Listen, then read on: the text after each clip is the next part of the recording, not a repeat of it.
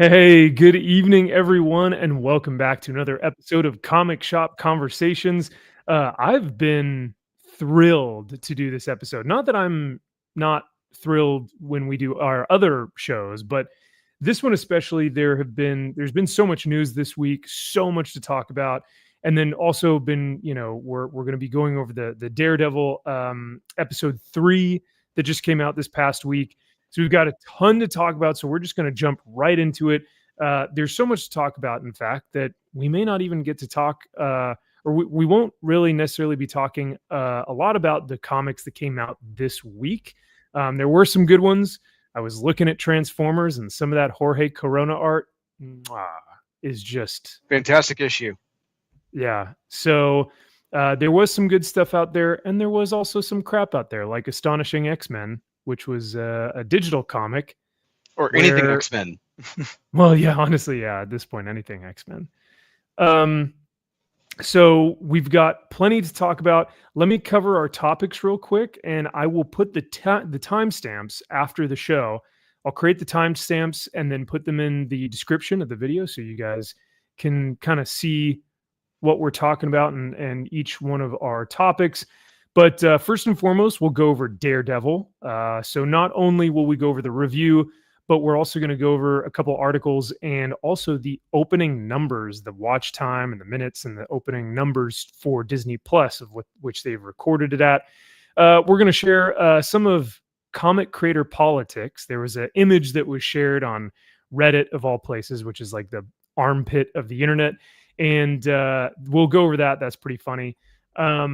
We'll talk about the Stan Lee documentary and the controversy that's been surrounding that, because, man, this Kickstarter campaign that has already been launched and released, let's just say it could have been done better. And I think this is a classic case of maybe this is more incompetence and not maliciousness. Whereas the news media and the internet have taken to maliciousness, I think, and I'd love to get y'all's opinion on this, it may more so be just inexperience and not knowing how to properly release this documentary. So that'll be really interesting to go over. And then we will also talk about Wolverine and his new lore, because apparently, as Drew shared with us this morning, Wolverine is going to be classified as having two sexual organs or appendages, or he has both female and male appendages. I don't know. So we're going to cover it's about time. And it's about damn time. Yeah. So we will talk about all of that and more tonight. And like I said, I'm really excited because there's a lot of fun stuff. Oh no. Well, I guess it's just me now. No. So, oh brother, this guy stinks. Great. I will say hello to Cajun Corey. How's it going, brother? Great to see you as always. I hope that everyone is enjoying their Friday evening. So before we talk Daredevil, though, one of our panel members, Kyle Not Kevin, his avatar is the cover of his newly released comic book. Well, not yet, just the ash can. As of today, Kyle went to which Emerald? No, Indiana Comic-Con. Indiana Comic-Con, and it was booming. Dozens of fans were roaming the aisleways. Yes. Yeah. But it sounds like a fun time, and you actually got to promote your ash can of Seeds of Evil. And how's it looking to have a printed book in your hands? Yeah, I mean, it's really cool. Just one thing, seeing it come together digitally, and it has a certain look to it, but to actually see it printed, it's pretty cool. It's something special. So I'm happy about it. I like it. Short and sweet. If you want to stop by Indiana Comic-Con, if you're in the area, stop by. If not, it's available. comicselitecomics.com. It's up there. But yeah, no, I'm super happy about this. I'm excited to get issue 1 out. Probably around May is we're going to start the Kickstarter for the full issue. but I'll be here, and then C2E2. I'll be doing several more covers other than Marco Fontanelli's cover. So a few more we got coming out. So I'm like super excited. Just a few. One of them we've had actually on the channel before. Yes. I can't say anything. I'm like, one of them is like by far my favorite, but I'm biased. So yeah, it's my favorite too. I think so. I want it on a shirt, and you know that.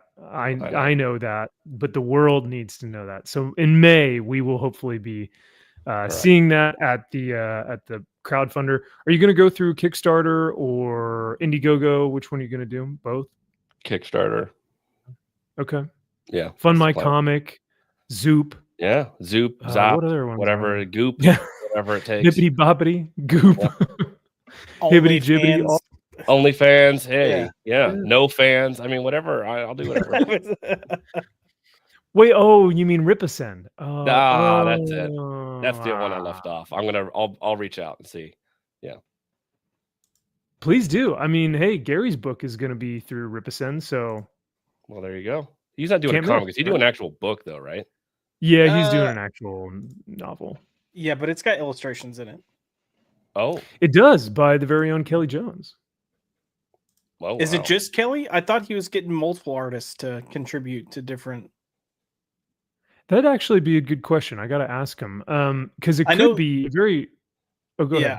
I was going to say, I know that was the plan, but that was the plan that we had heard like a year ago. So I don't know if that was actually came to fruition. It very well could be that he got some Graham Nolan stuff in there too. So speaking of hibbity and a little bit of jibbity, I know we're talking Daredevil, but since we brought it up, I remembered that we had some comments, comment showcase from last week's video. Had a good amount of views last week. Yeah, look at this. Look at us. We're EFAPing ourselves right now. But no, not too shabby. Almost 600 views. So thank you guys for the support and all the love. We really appreciate it. We talked Daredevil episodes 1 and 2, but we also talked about a little bit of Ripaverse, and some of our fans had something to say.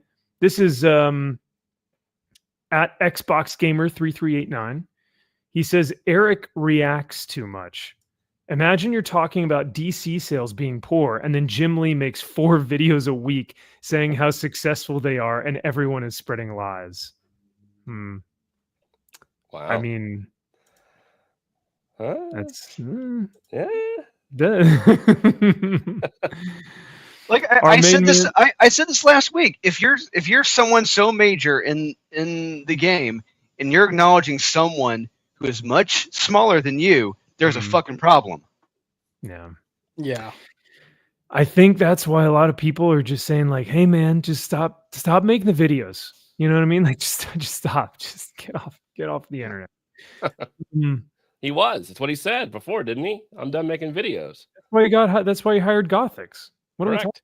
Yeah. Yeah, but then some, caveman retard came along with his stupid costumes, and then suddenly Eric July's got a caveman retard as well, and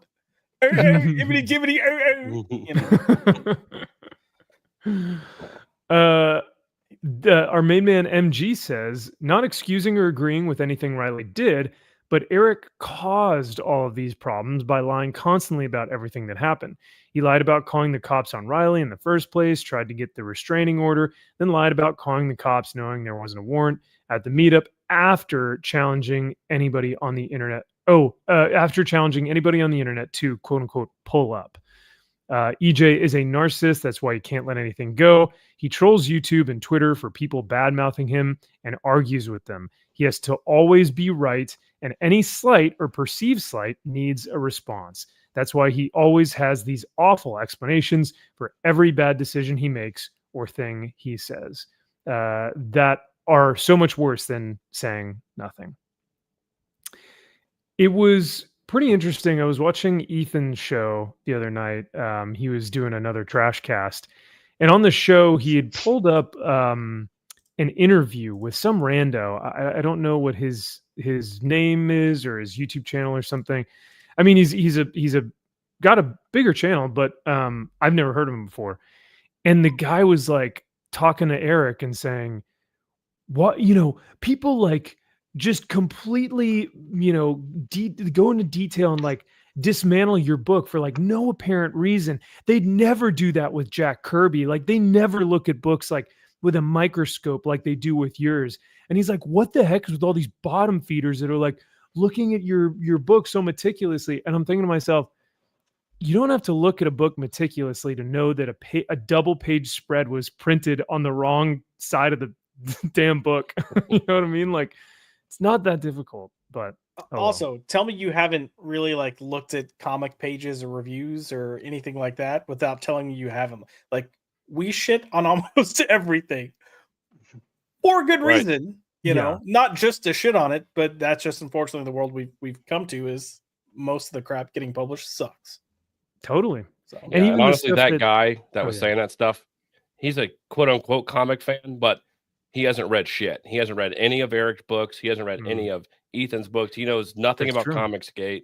And so he's somebody trying to come at it from like a third party evaluator, but it seems as though he's trying to be biased towards one side. Ultimately because he hates Dick Masterson, so he wants to get on Eric's side. Oh, okay. I was racking my brain of like, who is this guy and why does he like Eric so much? Like, because he said, he's like, I've never read your books. Like, I don't know who you are. He hates Dick Masterson that much. That's what it is. Okay. All right. That makes so much more sense. Oh, always a bias to everything. Yeah, of course. Maybe you should have read Eric's books before asking why everyone shits on him. Exactly. That would have in the words of the great. Yeah. The suddenly the interview would not have happened. He would have been like, "Nope, I get it. Never mind. Cancel the interview." Oh, actually, in the words of the great Chris Gore, watch the effing movie. And same thing with the comic book. Read the effing movie. Yeah. Watch the movie. You got to watch the movie and you got to read the comic book. That's the thing. I will even say that not only when we're trashing comics, we go into like the minutia of, every word that's depicted or how characters are shown in the background and things like that. But on reviews that I've done, even on this channel, when I've talked about, I did a Silver Surfer review, I did a Spectre review, I've done a couple Daniel Warren Johnson books that I've done reviews on. Like whenever you do a book review, like a comic review where you've got a top-down camera and you're actually looking at the pages of the comic, like most of the commentary is you pointing out things that are like, look at the drapery or like the motion of the cape, and you're like talking about the intricacy of like the Kirby crackle and things like that. Comic fans love that ish, you know what I mean? Like they are obsessed with minutia. Yeah, totally. So when he's like, why do people like break apart your book and like put a microscope to it? It's like, because that's what comic fans do, man. So details, we love the details. Yeah, that's what makes it interesting and fun. Anyway, let's get into some Daredevil because we could talk about Hibbity all night, but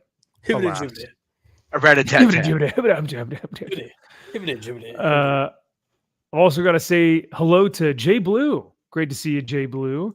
And Jack Frost. Hello, sir. And the man, Andy Masterson. What is happening, brother? Great to see you all here. Hey, Xbox Gamer is famous. You had your comment highlighted. That is very true, sir. And I think what you said rings true in the fact that when you are so high profile, if you're someone like a Jim Lee, you don't need to respond to people. You know what I mean? Like just keep doing your work and your work will speak for itself, right? But Xbox Gamer says, I had my comment read on air. Haven't seen Daredevil. I'm here for the stand talk. There's a $500 tour to see all the spots the exploitation happened. And I'm wondering why. It's a good question, Xbox. Yeah, we all are. Gamer. Yes. Why? Yeah. Yes. Must relive that shit. That is an odd tier. Notice how there was no tier to actually get the movie. Yeah, it's not. It's actually the modern day Trail of Tears, but minus the tears. Oh God. That's terrifying, or sad. But I will show a video that may explain a little bit more of this. Xbox Gamer, we'll talk about it after Daredevil. But it is very interesting to hear his side of the story. So the guy who actually did the documentary did a full 2-hour interview with Gary from Nerdrotic, and yeah, they talked about the whole thing. And there's a lot of backstory that guys like Moist Critical didn't even touch. So that'll be kind of interesting. Cool. Omni says, "I loves the hibbity." Who doesn't? What about the rat-a-tat-tat?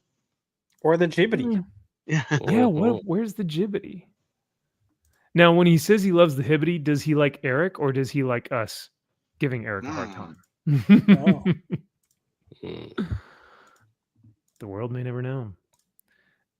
You know what the world may also never know is the fact that Daredevil, Born Again on Disney Plus opened to 7.5 million viewers for quote unquote the first episode out of its double episode premiere. But the where was it? There was a quote that basically said it's the biggest Disney Plus premiere of the year so far.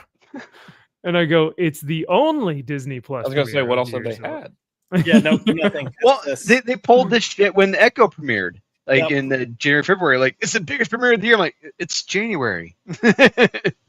Yeah, no, you're right. It's like, wait a second, it's only been out for 2 months. But this was kind of sad, and this they broke down the views based off of the days and the I think they break it down in the watch hours. Now this is coming from Forbes, so I feel like that's a fairly reputable source. But it basically said that all of these shows. Oh yeah, go ahead. Who wrote this? Scroll up this. Josh McDonald? Oh, Multassi. Just making sure it wasn't a certain someone. Carry on. Someone. Oh, okay. No, I can't stand the guy. So Percy Jackson and the Olympians, The Acolyte, Ahsoka, Agatha All Along, Loki season 2, and then all these. Or no, these actually open to less. It looks like. But yeah, I don't know, guys. What do you think about the 7.5 million being less than all of these shows? The Acolyte, Ahsoka, Agatha All Along. Does this speak volumes to the fact of superhero products, or is this a product of just no one wants to watch Daredevil or no one wants to watch Disney Plus? I genuinely don't know where it comes from. I think it's Disney more than anything else. Bingo. Their brand? Because they've shed. Josh, how many subscribers have they shed in the last 6 months? It was a lot. They lost a shit ton of subscribers. But I think it's literally, Max, you've got so many things that they've done that have rubbed people the wrong way. Even specifically within Marvel and Star Wars. If you look at it, they took the two brands that they purchased to be the quote, where girls have Disney princesses, we need something for boys. Let's buy Marvel. Let's buy Star Wars. And they've completely shunned men. They've completely shunned masculinity and targeted females with it. And it's interesting that Agatha All Along, of all the titles that they've done, strictly from a Marvel thing, has more viewers than Daredevil. I think it's just that they've burned too many people. And, I think if there was one thing that they could have done from a television standpoint where viewers may have gone, oh, I'm going to give this, the benefit of the doubt and check it out, it would have been Daredevil. But I think too many people were like, no, you burned me too many times. I've come to the well too many times to get disappointed. So, well, and how many years has it been since season 3? About 5 years? 7 years? It's been longer. It's been since 2018, 2019. It's been that long. Damn. Yeah. And what I hate on Disney Plus, they are separate things. You can't go from season 3 of Daredevil to Daredevil Born Again. You have to specifically find Daredevil Born Again. Yeah. It is really fucking stupid. Agreed. Yeah. Wait, and the big thing about what they're like banking off of with this show is the goodwill from the Netflix show from the first 3 seasons. Yeah. Like that's the whole, thing with this is they're trying to like, hey, we want to respect the fans and like show them, hey, this is fan service. We're doing this from all the previous seasons, and it's like, oh, I mean, to be yeah. fair, X-Men 97 is the exact same way though. You Where can't watch it. Yeah, I mean it's stupid, but it's also if you come in and you do it under the same title, it's considered a continuation of that title, and then now you're paying those creators that originally started. It all comes down to money, which right, wrong, or indifferent, but that's why it's the way it is. And all right, sure, whatever, I guess, But user interface really can make a difference. Like if 100%. you have a crap website, no one's going to use it, and you're not going to get sales. Well, how many people potentially, because like we keep up with this stuff. Like we're speaking about it weekly, so we keep up with it. So how many people went to Disney Plus, went to Daredevil, and we're like, oh no, season 4 isn't here, and then backed out. I guess it's not out yet. Oh well. Yeah. They just left. They're just like, oh, weird. Yeah, what's funny too is Josh, I was thinking the same thing in terms of why we were seeing these low numbers for Daredevil. And I was like racking my brain and I go, no, it can't be that. Maybe it's something else. Maybe I should be more logical about it. But when you say it out loud, I really do think that is what we can attribute this to. Yeah. I think that Marvel has gotten the audience that they've always wanted. Single moms, single white women, liberal, like single white women who are like, wine moms or wine aunts, and Zoomers and Gen Z kids that are just like, yeah, I'll throw on like whatever. And I don't think that they have really reached the male comic book audience. They don't want that audience. No. Right. Yeah. So let's see here. Omni says, oh, I hate the Rippaverse. I like you guys. Well, thanks, brother. I appreciate it. There's one. Hey, and honestly, even if you loved the Rippaverse and you also liked us, that's totally fine, man. I don't think I'll ever tell someone that they can't like the Rippaverse. I'm just going to tell you, I don't know why you like it. I'll say I've read plenty of better. Not just one, not two, not three, not 4, not 5. I've read plenty of better than stuff in the Rippaverse. Yeah. So, but I will say that, guys like, what's his name? Brandon and Kara and the people who work with him are lovely, lovely human beings and amazing. I love Kara and she is the best and very, very damn good and competent at her job. Uh-huh. It's the books. That's really all it is. It's well, the most important part, right? Yeah, right. Yeah. It's kind of the the storylines and the characters and like the thing. stuff, and that's the stuff that makes the difference. So, and it's the obfuscation of, oh no, everyone attacks me for my business. It's like, no, man, we just don't like the books. Okay? Max, it's business. Say it right. Oh yes, I'm sorry. Business. There you go. Everyone go subscribe to the business channel. HH from Sigma Comics says, hey, what's going on here? I'm trying to send a super chat. I turned into a New Yorker when he goes, what's going on here? What's going on here? I'm trying to send a super chat to my guys. Support these great guys. Well, thank you, Sigma. Yeah, funny enough, my channel is able to be monetized. It's been 3 months since the demonetization. However, I now need the watch hours. So I have to get about another 2,000 hours or so of watch hours, and I will be able to reapply for monetization. So if you guys want to support, don't send money or don't do any of that. Just maybe play some of these streams on repeat, watch some of my videos, and that's all I can ask. And I love you guys, and I appreciate y'all doing that. So Harley Dave says, people still have Disney Plus? Well, I do. I literally have like everything, ironically, except for Apple TV. That's the one thing I don't have. Yes. Are there good shows on there? I've heard there are good shows, but I mean, I don't know. JK says, I don't feel targeted. Well, JK, as a woman, wouldn't you're like the primary target audience, right? That isn't that what they want you to be watching Daredevil, I guess. But oh well. Jordan Fugate, the show has been okay, but hate how Disney is replacing Karen and Foggy with their own characters. Yeah, what do y'all think about the new hires? So let's be very clear. The new hire, well, you have the new hires and then you have the new hires. The new hires are the smart ones. They're the ones that came in and go, what the fuck are we doing? You can't have Daredevil without Karen and Foggy. And Karen, yeah. These characters are there for a reason. It's also why they're very quick to say, hey, by the way, season 2, they're both back. We'll see Karen again this season. You're probably not going to see Foggy again this season, but you'll see both back next season.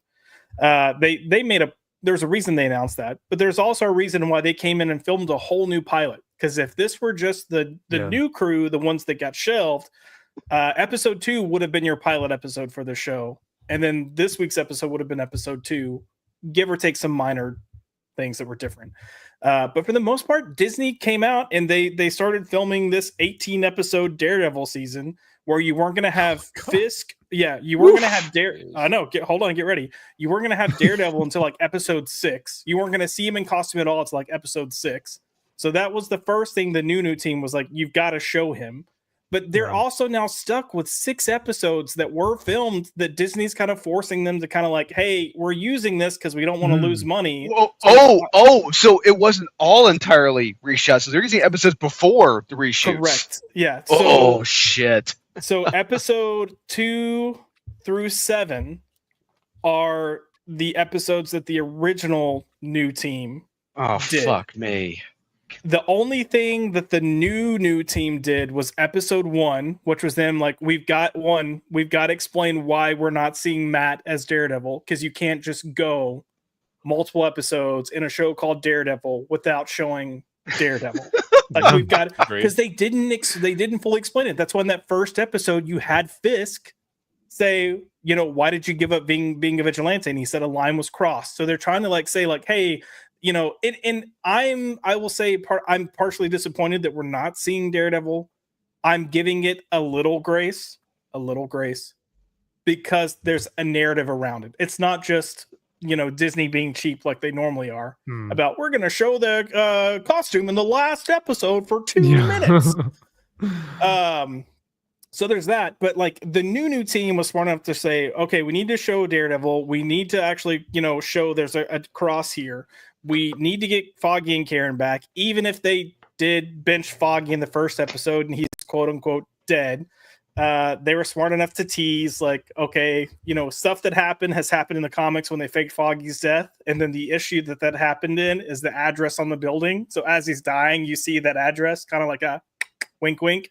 But the original thing for Foggy was that he was going to be killed, get this, not by Bullseye, but by a corrupt cop before the show ever started. And then we were just going to be like, yeah. Yeah. See? I also heard that Charlie Cox and Vincent D'Onofrio just walked into freaking Feige's or Faggy's office or whatever, and we're just like, hey, this ain't working. It, bro. Yeah, this ain't it. Like, if you really want to embody the first Netflix series, like, we ain't doing this, Chief. This ain't it. So hey, good on them for doing, man. I mean, as actors, like, you gotta say something. So good on them. Oh yeah.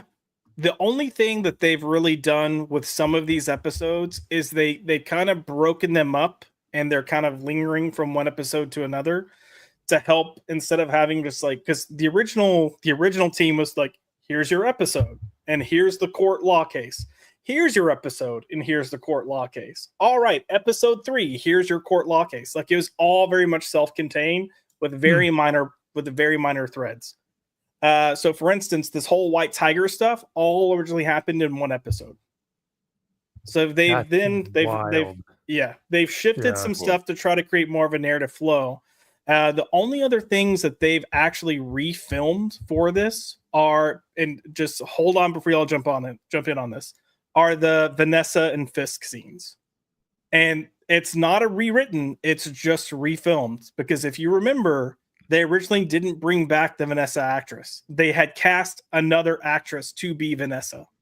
It was like an Asian chick. Yeah. Well, bad. No, I'm being completely serious. Oh, wow. So they filmed 6 episodes with her as Vanessa and then brought, I can't think of the actress's name, but they brought the original Vanessa back. And instead of rewriting the scenes, they just refilmed those scenes. Wow. So that's, and I think we're gonna get there were some I'll just put this out there. There were some pickups and some changes involving Punisher. I don't know the details, but he was originally only going to be in 1 episode, and they did stuff to kind of spread throughout other episodes. So I think he's supposed to be in 3 episodes total for this season. Well, dude, thank you so much for breaking this down for us, because I was actually going to ask you before we go over our full review of the episode, but I'm glad that we talked about it now, because I think it gives so much more context, even the things that we're going to talk about in just a second here. But, well, oh, go ahead. I was just going to say, here's the bad thing, though. It's like, you're hoping people are going to come in and give the show, grace and come in with good faith based on the first 3 seasons. But you have 6 episodes of something that were filmed that you decided weren't good enough. And then for whatever reason, you're still deciding to air those 6 episodes. So 66% of your season 1 is the crap that more than half is the crap that you said isn't good enough and isn't cutting it. You're setting yourself up to fail. I mean, as much as I don't want to say that, you're setting yourself up to fail. Dude, totally. Could they have done what the Warner Brothers, what's the CEO of Warner Brothers Discovery? Zaslav. Yeah. Could they pull the Zaslav and just shelved like Batgirl or Batwoman and just been like, no, we're not releasing this, and like we're gonna do something else? Like, I wonder if they could have done something like that. They have infinite money, but they totally could have. They didn't. Yeah, they didn't. So, but oh well. JK says, "Are you sure they got the single wine mom? Because everyone in my friend group is pretty over Disney." I'm fascinated by that, JK. I live in a part of California that is like Disney-fied, where like Disney adults run rampant around the streets. And it's a little weird to see. So that's just maybe what I see. But Ross Wilson says, no one wants to see Cuckpin. I agree. Yeah. I don't know. It sounds like most people in California do. Probably. Yeah, that's true. Well, we're going to see from Heather Antos that she actually thinks that Cuckpin is much more respectable than a certain, politician. So we'll talk about that in a little bit. Jack says Daredevil's in She-Hulk. Will She-Hulk be in Daredevil? I pray to God no. No. In Daredevil? They already said, well, the new team already said they are not acknowledging good that on them. Yeah. And then they have minor acknowledgments to Echo, but more specifically Echo in Hawkeye. And that was a Vincent D'Onofrio actually kind of signed off on that. He was like, he pretty much described, as actors, we're here to charter the story that's given to us. He's like, sometimes we need to take a stand and say, not this or that. And he pretty much said, like, I referenced that I okay with Hawkeye being referenced. And he kind of just left it at that. So they did kind of scoff at it because Vanessa says something like, didn't you get shot in the face? And he just kind of goes, Matt says it. Yeah. Matt says it. Yeah. Oh, that's right. Thank you. Zaxx, what's happening, Zaxxy? Good to see you, man. Jordan Fugate also says, thank you for the rundown, Josh. Kudos to the new writers. I feel like I'm saying new warriors. The new writers for trying to salvage this mess. Yeah, bless their hearts, bro. Like, bless them and their journey, because this is going to be wild. Kaiser says, and this is a great question, why are we even still watching MCU projects? Marvel is a tainted product. All of it sucks, especially the comics. Now, that's why we're hoping we're suckers, and we're hoping that each project is going to be better than the last. We are Charlie Brown with Lucy with the football. We were thinking we're finally going to get it, and then Kevin Feige with that football is like, "Got you good, you fuckers." Yeah, not happening. And to be fair, this Daredevil Born Again, I don't think it's bad. I think it's fine. Yeah, it's perfectly fine. Max disagrees. I disagree. I'm rewatching season 3. It's pretty fucking close to season 3 because season 3, I'm watching. It is a fucking dog shit mess. Oh, what worst take? Disagree. Maybe ever Hard had disagree. Oh, worst. Season 3 is fucking terrible right now. Well, season 3 out of the 3 first Netflix series is the weakest of the 3, but it is not. Oh, a lot of people disagree. A lot of people think 2 is the weakest, then 1, then 3. Here's the thing, and this 2 is the weakest. Yeah. Here's the thing, and this could be something that happens with Daredevil Born Again. People tend to remember a show or a season based on how it ends.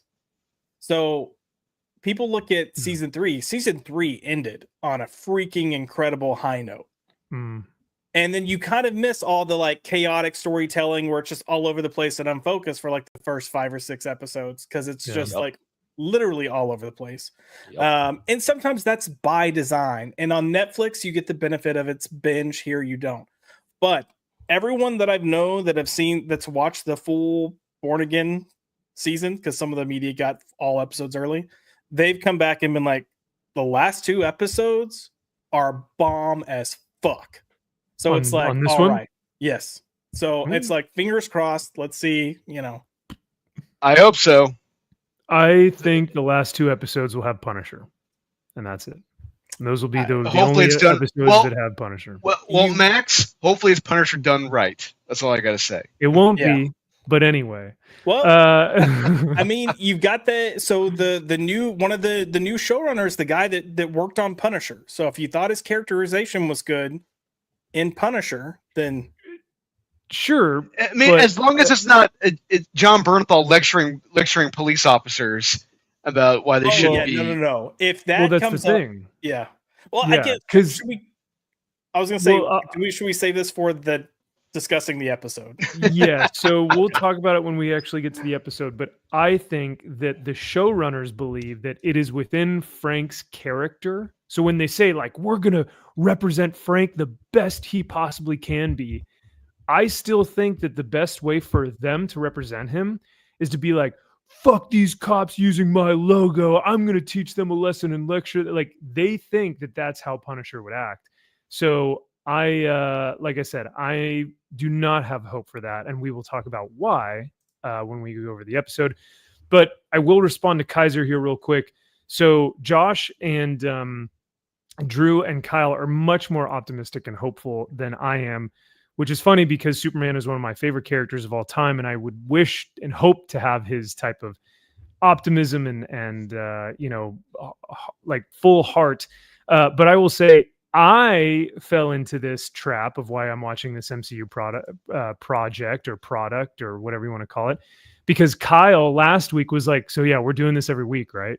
And then I was like, wait, what? No. And then y'all were all like, yeah, no, we're doing this every week. And I was like, no, I don't want to review this every week. And then Kyle was like, yeah, sorry, no, that's how it's going to be. So you're welcome. Thus, an episode is born. So you guys got the backstory. But Max, speaking of Superman, I forget who I said. I think I said it to Wes. But I'm guaranteeing it right now. Fantastic Four will be significantly better than Superman when it comes out by the end of the year. I think so. I think so as well. Zaxx says White Tiger had all the stealth and common sense of day one kick-ass. Yes, he did. Just out for a nightly stroll. Well, hey, who's that? What did I hear over there? Uh-oh. Look, that's what he looks like in the comics. He's dressed like that in the comics. That's yeah. And hey, kids, comics. Harley says, are you watching all of this for genuine entertainment or merely for content? I don't know. I think it's a little bit of both. I think that we can genuinely give you guys some entertainment by providing our review, because all of us have a different opinion of the show, right? And I think that's pretty unique and very fun. And hopefully if one of the episodes is good, then we actually are entertained from it and we'll tell you guys. So I think it's a little bit of both, Harley. To be fair, you're the only one that didn't like episode 1 or 2. Correct. Sure. But he's like, we might find one episode we like. We're like, whoa. Hold on. We Well- liked the first two. Yes, we did. okay, Like, I hated all it. right, no, Everything that's fair, that's sucks. Fucking terrible. fair. I mean, yeah, no, it does. Hashtag not my Daredevil.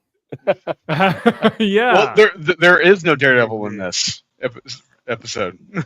There isn't, and there's not going to be in the next episode or the next episode. So get ready. Oh no. Well, hey, But- honestly, as long as we don't get rubber Daredevil, I'm fine with that. I'm cool. Rubber Or cucked Daredevil. Matt Murdock. CGI Yeah. Daredevil. CGI rubbery Daredevil. Yeah. I where was he's thinking like a suit made out of rubber. I'm like, what? No. But all right. So thank you guys for your comments, and I love reading them all. If I don't get to them, it's just because we got to hop into the next topic here for Daredevil. Because like I said, this viewership worries me that with the strongest of all the brands possible within within Marvel, I would think would be Daredevil to pull the numbers that it needs. And it didn't even touch that. It didn't even breathe on it. You know what I mean? Well, So Max, another yeah. factor. I think it's a smaller factor, but it's the fact that they killed Foggy in episode 1, Yeah. and they immediately had to say, "Oh no, don't worry, he's coming back season 2." yeah. That's a problem. I think they sure. were not expecting the fan love for that, and I think there was a fan backlash on that. Oh no, they Yeah. they've got interviews before the season airs where they're talking about we do something in this first episode that's gonna potentially upset a lot of people. We're just asking that you please, and this is the new team saying we just ask that you potentially trust us. But Yeah. at the same time, it's like, and this is where like corporate media sucks, because you're a show. So Drew, imagine you're creating a series, you've got 9 episodes or nine issues that you can write a comic, and then you're like, okay, cool, yeah, I'm down, like I've got a lot of stuff I can do with this, and then the publisher's like, oh hey, by the way, you can write the first issue and then your next 6 issues are already written by some semi-retarded people, we're not changing that, and then you can end the story with your last 2 issues. Like they've got like there's no beating around the bush of Foggy. Like Right. there's narrative in these 6 episodes that he's dead, so they've got to do something. So Yeah. instead of just saying, "Hey, he died off screen by a corrupt cop," I mean, as much as I agree, it's turning people off because they're like, "Fuck this show, they killed Foggy." You know, I think it's just unfortunate that this was the hand that they were dealt, and they had to do something that was better than killing him off screen by a corrupt cop. Yes, 20 it's slightly better, but it's still it sucks. No, agree. I completely agree. So I think in Hollywood the big catchphrase was 2025 stay alive or something like that, something to that effect.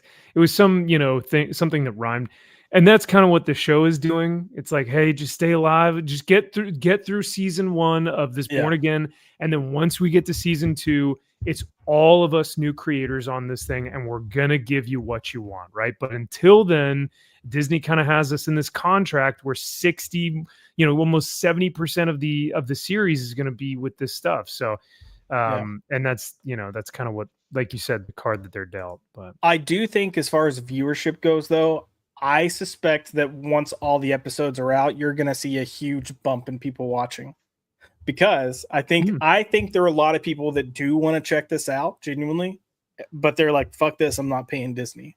Well, Josh, I'm honestly going to be curious to see how many more people are going to be watching the prior seasons as opposed to this season. Yeah, well, that's true. But I do. I like the sentiment of Omni here, where it's like anytime I hear one of these like factors of it's the best movie of the Friday. On the second Friday of the month of a new year, specifically in the South, of like where elementary schools are 100 yards away from the movie theater. It's like, whoa, that's very specific. Or as I like to say, we're in a 3-way tie for 3rd place. yeah, Here we There go. you go. Congratulations. I will not be surprised if Jurassic World is the highest grossing film of the year. No, it'll be It Lilo will and be. Stitch. It No, will be. Lilo and Stitch will be number You 1. know what? You're right. Or Oh. you know what? So let me rephrase that. I think Jurassic World is definitely gonna beat out Superman and Fantastic Four, yes. Four, and Thunderbolts. That it's it's stomping on all those. But I think you're right. I think Lilo and Stitch and How to Train Your Dragon, I think they're going to end up being really big movies. What? Oh no! You reminded me of How to Train Your Dragon. I don't want the live action. The cartoon is perfect. I've never seen either of these cartoons. And you call yourself a gay? I said, look, I am a homosexual, not a pedophile. Okay. Well, How to Train Your Dragon 1, 2, and 3 are near perfect films. Okay, there are 3 of them, and you've seen all 3 of them, Max? Oh, multiple times. Love them that much? Yes. Oh, dude, Gerard Butler plays the Viking dad. Like, it's awesome. And he is in the movie too. Yay! Oh, don't tell me you and the kiddo are not going to watch How to Train Your Dragon. No, because I didn't watch that, so he's not going to be watching that. Well, he's going to want to one of these days, and you're going to be like, Max, you're right. He will. No, he's not. Oh, he'll get it at school at some point. One of those classes. I'm watching it here. Even more cynical Kaiser is like, they are fantastic. Okay. Thank you, Kaiser. I appreciate it, brother. Backing me up. But I do not want to see live action How to Train Your Dragon. I'm sorry. It doesn't look bad. Even Steph, My Nerdy Home, and Baggage Claim, the YouTuber Baggage Claim, are in agreement with me. So, well, anyway, they say then, all right. Well, if they say it, then it's got to be true, right? Well, they have vaginas, so I mean, does their opinion matter? No. Right. It means that I'm in tune with my. Anyway. Culture Crave says that Vincent D'Onofrio responded to a fan that says Daredevil Born Again ruined Kingpin. And he says, thanks for the support, dumbass. So this was the tweet. This is the initial tweet, I guess. Yeah. And Vincent D'Onofrio retweeted a Rotten Tomatoes article that basically said, Daredevil Born Again is officially certified fresh at 81% on the tomato meter with 48 reviews. And Vincent says, wonderful. This account titled Dumbass says it sucked, actually.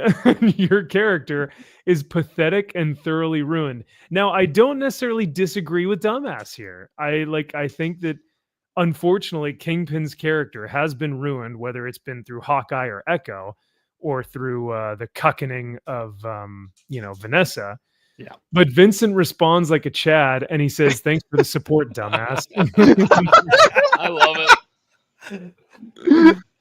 And so from what it looks like, Vincent was still able to respond to this Culture Crave article. And he says, we do understand that the dumbass was his account name. So I don't know if he did realize that, or dumbass was like something that he made just for a second and then removed it. I don't know, but it is very funny and I find it hilarious. So, the next one is actually from Aaron Sparrow because he took a screenshot from Blue Sky of Heather Ontos, and this story definitely happened. You know that this was like, a genuine conversation that actually happened between the two of them. Aaron says, this is a conversation that totally happened and not at all an empty narcissist's fiction to garner some attention. Heather says, boyfriend. I mean, Wilson Fisk is basically Trump, right? Me. How dare you insult Kingpin? Fisk is actually smart, successful in his business, honest about his crimes, and respectful to women. Boom. Got him. Queen Slay. Nailed it. Damn, that he was roasted. That's the landing. Bro. Good for you. Yeah. Bravo. Got him. Yep. So Bravo. does this have something to do with like liberal morality? Well, TDS, of course. But TDS, the liberal 100%. Morality of like, oh, he's respectful to women, therefore he is a good man. Like, wait, that like Kingpin like like killed multiple people, like hundreds of Well, people in the show. He right? also gets Karen Page addicted to drugs. Yeah. Like, yeah, I mean, But no, she was doing donkey shows in Mexico. yeah, like he had a hand in that. Yeah. But he's this is respectful to women, though, Josh. Listen, the Yeah. only thing Heather Antos knows about Kingpin is that he booped freaking Typhoid Mary. No. Yeah. That's all she knows. And she's like, oh I- my God, he respects women because he booped her. He booped her with his little cane. That's right. Boop. This is why she's a fucking dumbass. And this is why she gets fired from every job that she gets because she doesn't know what she's doing. Oh, What are you talking about? She's with Star Trek. She's been on Star Trek now for I don't know how long. Too long. that's so sad. Especially as like a newfound, like I'm a born again Star Trek fan, or like I'm finding Star Trek for the first time and like just absolutely loving it. Oh! We're getting another new Star Trek series, right, by Christopher Can't Write Well. It's about the red shirts and about how that all started. Isn't that lovely? Why? Mm. When was the last time that there was a good Star Trek comic? The Has there Gold ever Key been- comics. Has Or there been one? Yeah. Maybe That when Mirror Peter. World was pretty fun. Oh, Mirror. Yeah, Yeah. that was pretty good. Oh, yeah, okay. yeah. I got one of the original Um, pages from that. Guys, don't worry though, because after Chris Can't Write Well, you know they're going to get someone talented like Tim Sheridan to come in and write. Oof. Or Kelly and then everyone Lansing. will be gay. Yeah, Oh, Kelly and yeah. Lansing. Well, no, Kelly and Lansing have their whole revamp of the X-Men universe where they're just going to do all the classic X-Men stories, but with Kamala Khan. That's true. So, I forgot about that. so Yeah, they're going to be Yeah. too Huge busy. man. undertaking. That I requires mean, they're skill. probably done with that by now, but they're probably under the Justice League now. Yeah, oh, fuck off. Oh, man. and the Authority. They're probably under the Authority or the They Planetary. They already tried to do their back door of the planetary, and that did not work well. Well, they know something about a back door, that's for sure. Yeah. Uh, Back door buddies. Oh. Hey. I do think it's also funny when she's like, "Oh, he's successful in his business," and it's like, "Well, actually, in the show, Vanessa is much more successful with his business." So, I don't know if you can say that or not, but Yeah. So that was also something that I found quite funny. And lastly, before we get to the actual review, I know, Josh, this is me being biased because I think that what the show is going to do is take the Punisher logo and make it all about corrupt cops. Whereas I think you have said previously that the showrunners have been like avoiding that, or at least hinting towards doing the character right, that as we've known him from season 1. But this was an article this was posted by MCU Direct. All these like shill sites, I don't really, follow them, but whenever I see these articles or these headlines, I gotta look at it. It says Daredevil Born Again will explore the iconography of the Punisher symbol, confirms Dario Scartapane. It's incredibly important, he says. I think it's tackled really well, and I think John in particular knows how to voice that discussion probably better than anybody. So when tackling the symbol, It shouldn't be a fucking discussion in the first place. What the hell? That's what makes me nervous. Is like, why are we discussing it anyway? It's just supposed to cause fear to his enemies. Yes. But no, they have to have a discussion. What does it actually mean? Mhm. And especially all these cops have tattoos on their necks, and it's like, oh my god, okay. Hell yeah. Well, no, Kyle, you saw all that we've when you were in seen the fort, when you were on the Two fort. cops have Correct. tattoos. Let's breathe. Okay, yes, I'm sorry. Well, you get one cop who has the neck tattoo, and then one And who's one's got the arm. Yeah. That means you're in the secret club. Yeah. Yeah. So- If this were me, I would say, look, it's not warranted. We don't need to have a conversation about it. Let the character just speak for himself and leave it at that. I think we still live in this world where, oh my God, something is controversial, even though we disagree that it's controversial, but there's a subsect of society that thinks, oh, this symbol represents A, B, and C. So I think at some point you almost have to do your due diligence of it, at least acknowledging it. Now, whether they do that well or not, that's the question. I've seen a lot of people, I've seen a lot of people pissed off that there are bad cops wearing the symbol. And they're like, fuck this, all this show. And I'm like, I'm fine with a bad cop wearing the symbol. There are plenty of people that take iconography of something and make it bad or make it represent something other than what it represents. My whole thing is, if you have Frank Castle then come on and be like, oh, I can't wear the symbol anymore because it's something bad, at that point, I'm going to be like, fuck this show. Because I don't agree with that. That's a good point. Yeah. If Frank continues to wear it. Yeah. If he's like, no, we're not having this. And he just continues to take out shitty people. And he's like, whatever, this is my symbol. I'm taking it back. We're getting the Mandalorian logo.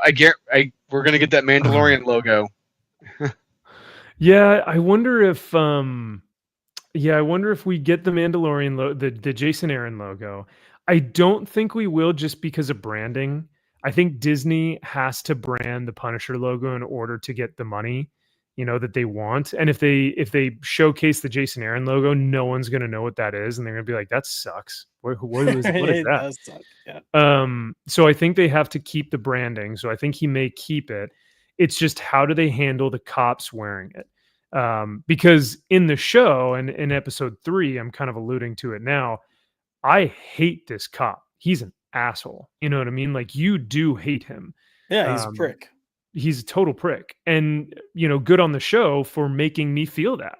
And that was one thing that was a positive for me, that I'm like, oh, wow, like, I genuinely do not like this character. He is a total dickhead. And I want justice to be served to him, right? And this is the guy who has the Punisher logo on his wrist. So to me, I'm like, maybe they do it well, but I don't know. I'm afraid that they'll just use it for an allegory for all law enforcement or something like that. So, yeah. Oh, well. I mean, I don't think they will. We'll see. But, I mean, they made a point, which we're going to get in the episode. They make a point to talk about the police that support White Tiger. My problem with that is that it was said and not shown, and you could have easily shown examples of that. But they make a point. Like, we've got all these police reports of these police praising him for how he stepped in to help. So I don't think they're going to make all cops. I think we're going to have you're definitely going to have a focus on these cops. And I think that's going to be your first kind of big arc that we see coming up. But my big thing is they've got to keep Frank in that symbol, and if they change it, then I have no faith in these guys. Yeah, then we'll crush the ever-living hell out of the show and be like, this sucks, and I was right. So now that we've kind of talked about that, let's actually talk about the show, shall we? All right, so I will, by the way, this has a weird green gradient, and that's what you do for sailing the 7 seas. So don't mind my green, weird color graded, variant here. But Josh, if you'd like, do you want to give just like a brief 1 to 2 minute, like just kind of overview summary of episode 3? We are doing spoilers. So for those of you in the chat who want to wait and watch this, please go do so. But yeah, we're going to go into massive detail here. So Josh, if you want to take it away, my friend. I mean, this is a pretty easy episode to recap. It's the trial of Hector Ayala. That's like pretty much your episode.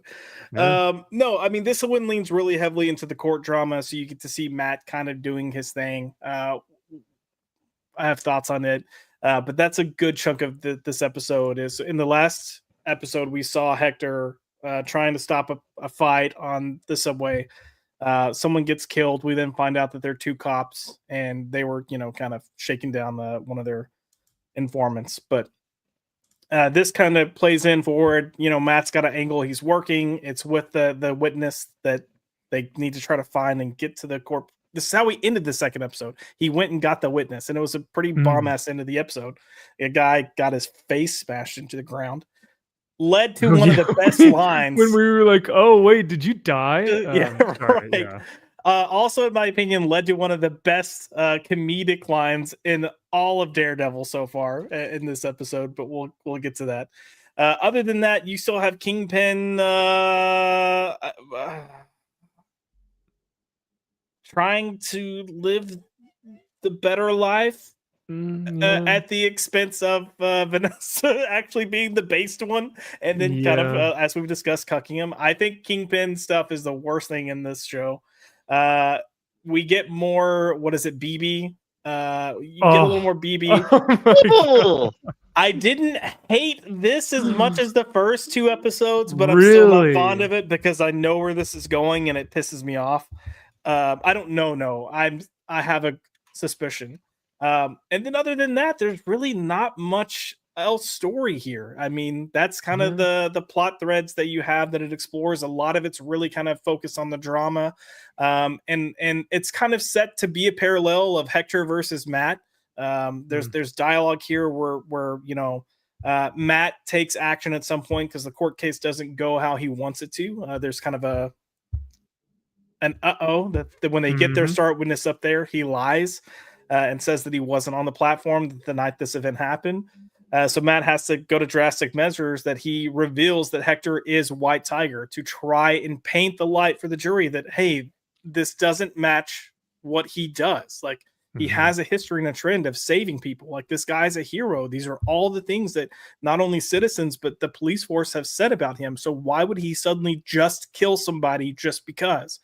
But, you know, in the action of doing that, he's now revealed White Tiger's identity to the world, which is going to paint a target on him. But they have a conversation. A problem for me.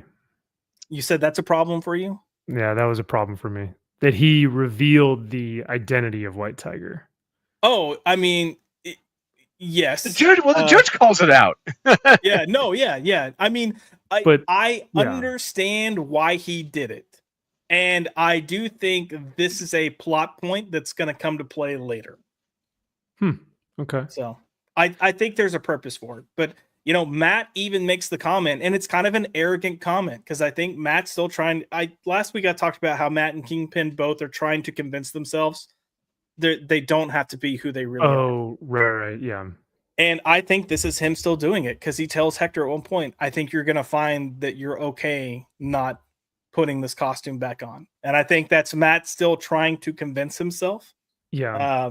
He's projecting, and even Hector himself says, White Tiger is who I am. It's my everything. I'm nothing without him, right? Yeah. And I think Matt has that as well, but is trying to come to that realization himself. Yeah. So he reveals White Tiger's identity. Yep. In the court, which actually the jury comes to the conclusion that he is not guilty on all charges. Right. Yep. So White Tiger walks free, and then, what was it the best decision ever that Matt revealed? Despite Matt saying, "Hey, you cannot go out as White Tiger anymore. You have to stop." He's kind of like forcing his hand. Hector pretty much says, like, I can't. This is what I do, and he does. And for lack of a better word, say this is who I am. Yeah. So the moment he's out, he goes back out, hitting the streets. And I couldn't tell if it was made to seem like he was going back home and that he heard what he thought was his wife screaming, or if it was just a woman screaming. I think it was just a woman screaming. That's what I took it as. It was just random. Caught his attention to the point that, Are you gonna? I can't play it, but okay. I mean, okay. He goes jogging up the street. He goes jogging on the street, yeah. And then when he realizes where the scream is coming from, he slightly turns, and as he's slightly turning, you've got a cop that comes out and just like point blank execution style shoots him. Oh wait, a cop? Yeah, 100%. Well, could it be Muse? No. You don't think it's Muse? Not at all. No. Jason Mewes? Hey, okay. I'd take Jason. we have seen we have seen Muse already, by the way. We've seen who? Muse. We have seen him. Yes, and I know exactly who he is. He's the guy who went up to the therapist and was like, "I need help." Yeah. She's like, Which was "Oh, so okay." heavy-handed. Yeah. Yeah. Who fucking does that? And then who says, "Here's my card." Yeah, here, Email call me like- anytime. Yeah. It's like I'll the take new famous patients. Sure, you psychiatrist. look Yeah. normal. Some random guy at a book, some stalker guy. Yeah, I'll help you out. So she has Mayor Fisk as one of her clients, and then some random guy who just like came by her at a thing. So, but yeah, I knew that was Muse the second I saw him. I need help.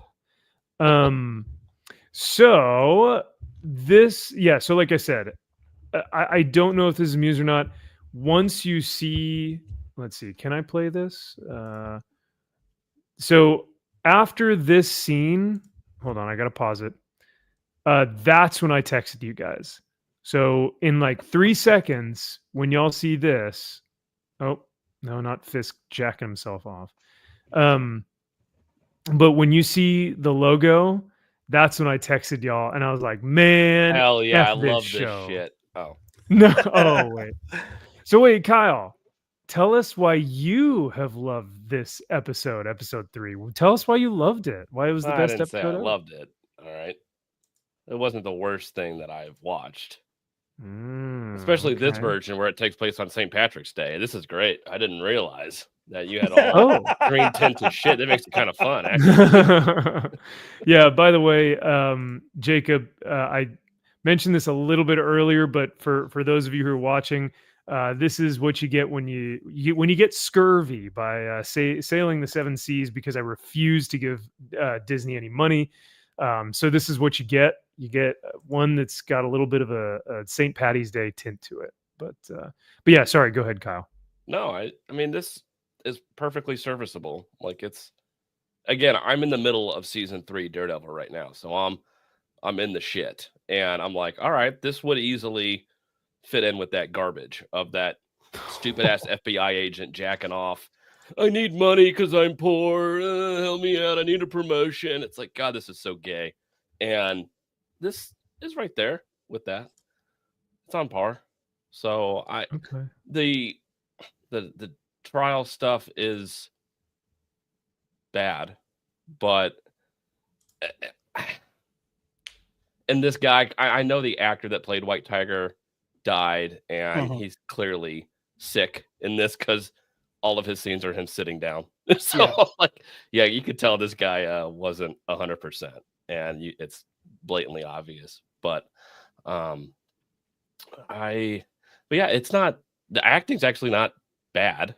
No, overall, everyone does a very decent job. Like, as far as all the background actors, all the cops, everybody, I mean, they're all doing their job. So, and it's shot well. There's some pretty cool shots in this. So, I don't know why you hate it so much. I mean, it's very just fine, right? Yeah, it's fine. Like, I didn't hate this episode, and I didn't like praise it a lot. It's just, it's good. It's fine. Yeah. All to take away some of the kayfabe, this episode for me was palpable.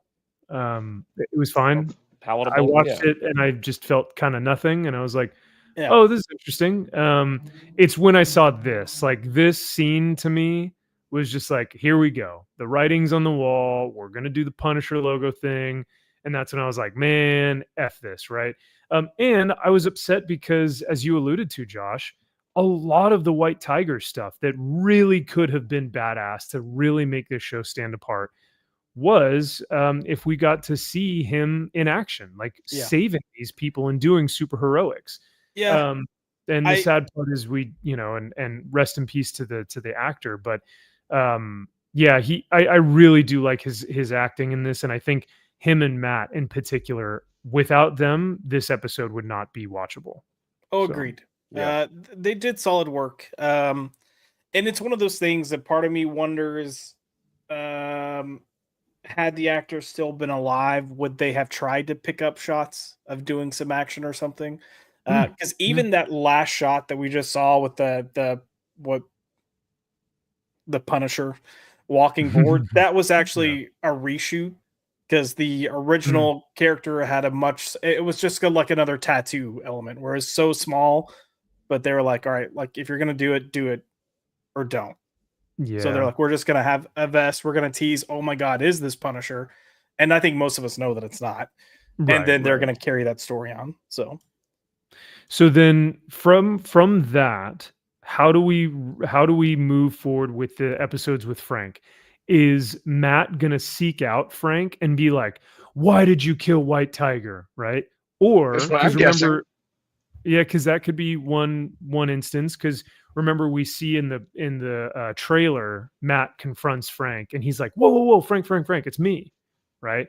So he could be confronting him and being like, "Why did you kill White Tiger?" Or he could be going to see Frank to say, "Hey, bro, you got to get your boys under control. Like this whole Punisher logo stuff got to end, right?" Well, and then they have the conversation and blah blah. Yeah. Keep in mind that we have that line from the trailer when he also goes to meet him where he says, "I need you to do something that I cannot do."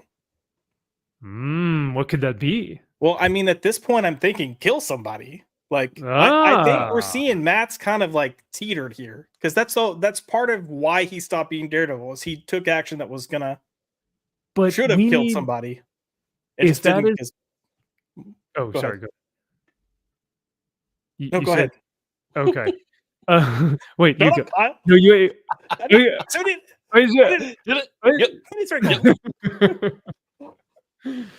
I'd be terrible at a shootout in the old Wild West. I'd just be like, yeah, and then we giggle like a bunch of girls. Yep. Kyle's the background. Yeah. Check. And I'd be like, I need to get new spurs. Yeah. Anyway, no, and that's something that I really miss in this show is I want to see Matt struggling with this stuff. Like there's a scene where he walks into the courtroom and it looks exactly like a church. They've got the pews and there's like the sunbeams coming through like the windows. And I'm like, bro, do this in a church. Like it would be so easy for him I think they should. That's one of my big problems I'm having with this show. There's like the lack of Catholicism in this season. And I think that's what the showrunners are trying to do. The courtroom is his church. That's where. It's like, no. For She-Hulk, maybe the courtroom is her church or whatever. But no, for Matt, like Matty needs to be in his in a cathedral. But I think, like you were saying though, Josh, and as all of you guys actually alluded to, like Matt is dealing with the weight of potentially losing the Daredevil title, losing his best friend Foggy, losing Karen and her moving to San Francisco, and now him losing this, almost losing the case and losing his friend in White Tiger. He's fed up, but we need to see that happening through his faith, through his struggle with his faith. And we just do not see that at all, and that's a total disservice to the character Max, and the show. Yeah. You forget that Catholicism is evil according to Disney, Max. And now, if you're a Muslim, that's fine. Yeah, if you were having afternoon prayer, yeah, we can do that. But no, Catholicism and actual church, no, that's evil. Yeah. No, hey, who started the Crusades, right? It was only the Christians and the Catholics. The Crusades happened because of them, not because of the Muslim invaders like attacking. No, they're innocent, peaceful pilgrims or anything. Yeah, so they're completely innocent. So, Drew, what were your overall thoughts of this episode? Was this comparatively maybe even to the other two? So I would say overall, this season so far, it's been the weakest of the four so far. I mean, this is the fourth season. This is the weakest, in my opinion. But the episodes have been fine. This episode is a perfectly fine episode. If this were just a cop or a Law and Order procedural show on Hulu, it's perfectly fine. But the fact that it's titled Daredevil, that's where I'm upset. That's where I'd say this is a shit show of a Daredevil episode. This is a piss poor Daredevil episode because there is no Daredevil here. And like I said, there is no Catholicism here. there is no inner struggle, and we see a lot of Wilson Fisk and Vanessa and their bullshit therapy sessions, which I don't give two shits about. Yeah.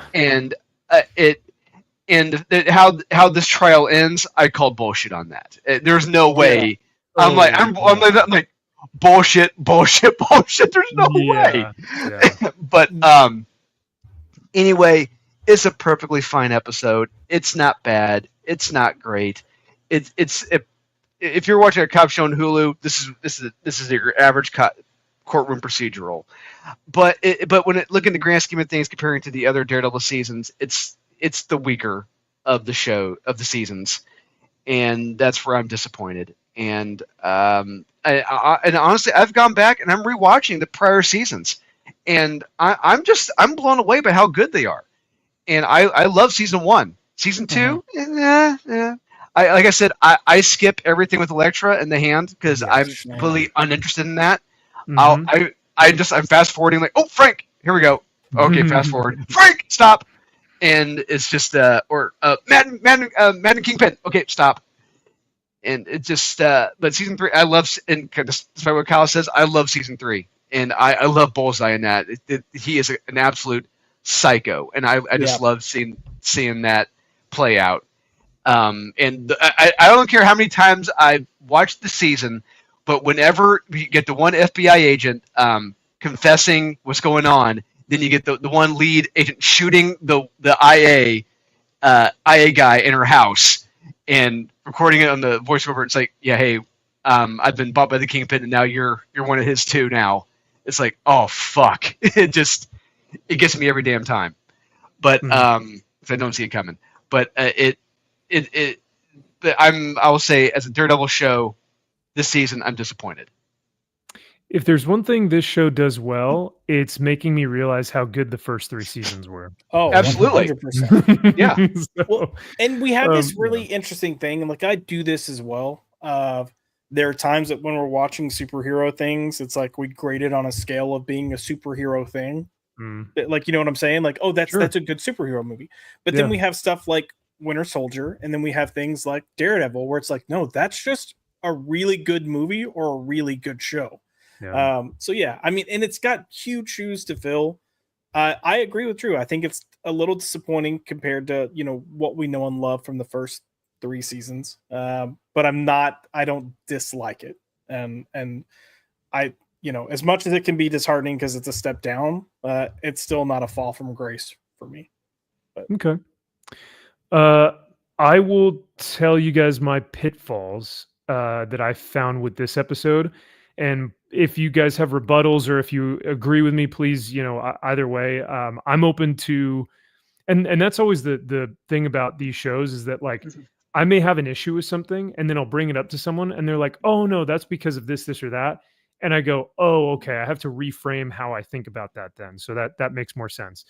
But for me, I had a really tough time and I struggled a lot with Matt revealing the white tiger mask to everyone and being like, he's the white tiger. And then everyone is just like, okay, wow, he's the white tiger now. And I'm like, wait, no, hold on. We now need like evidence that he's the white tiger. Like that could have been a copycat mask. So where's the evidence and where's the proof that he actually is white tiger?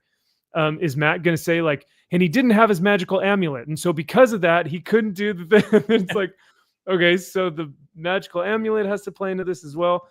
And then my other thing is like, okay, now that we know that he's a vigilante, say we do instinctively say, fine, he's white tiger, right?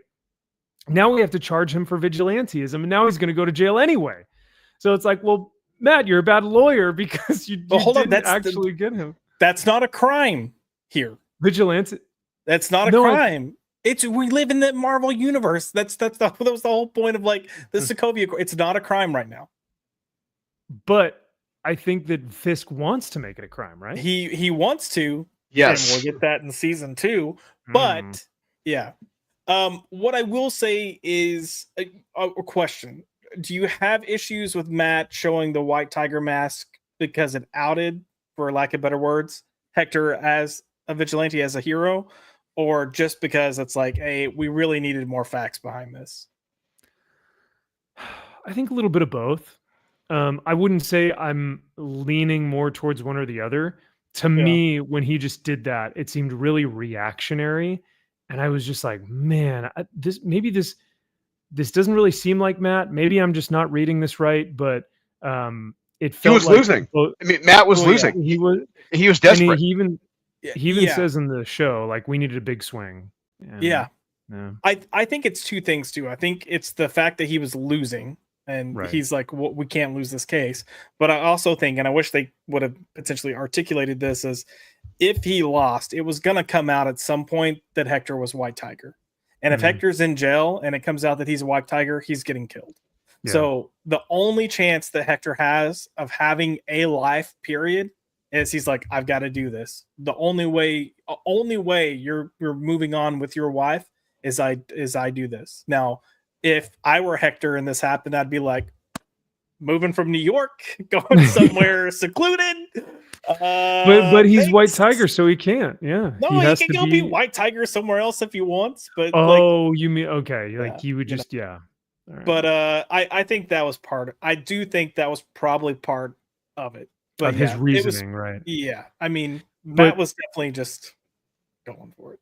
Yeah, but then when it comes to so how do we make the jury now believe that?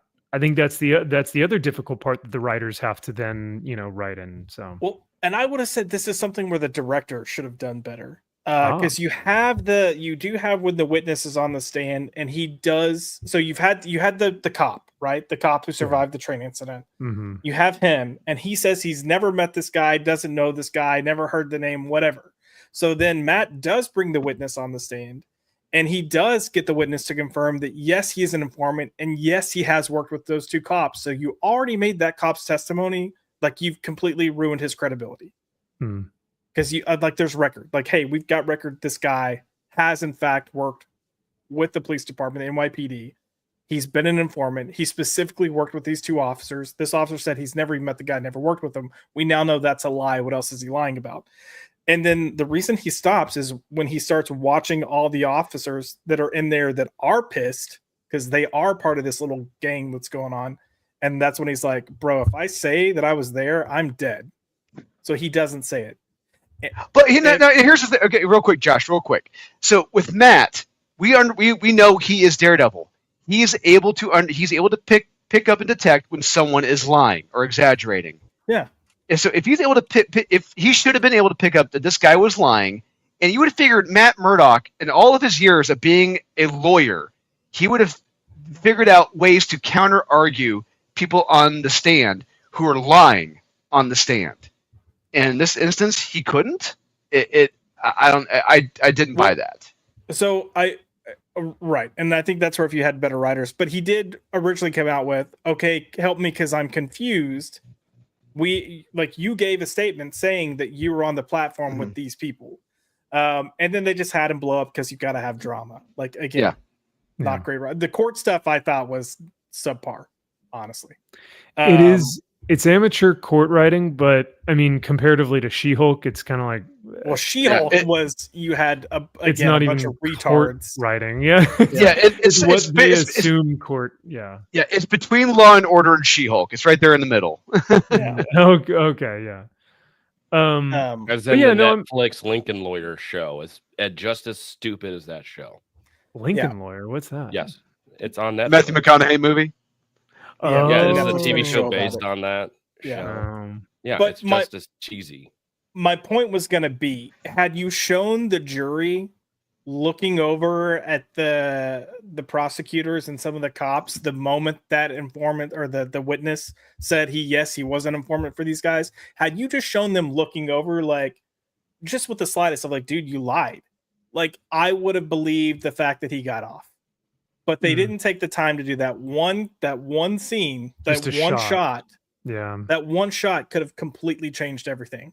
Because now you're supposed to believe, like, oh, the reason he got off is because everyone believes he's a hero. And I'm like, no, I think the reason he got off was because the cop was revealed to be a liar. And that even was though the not DA translated. made a better case and a better closing statement. Yeah. Yes, 100%.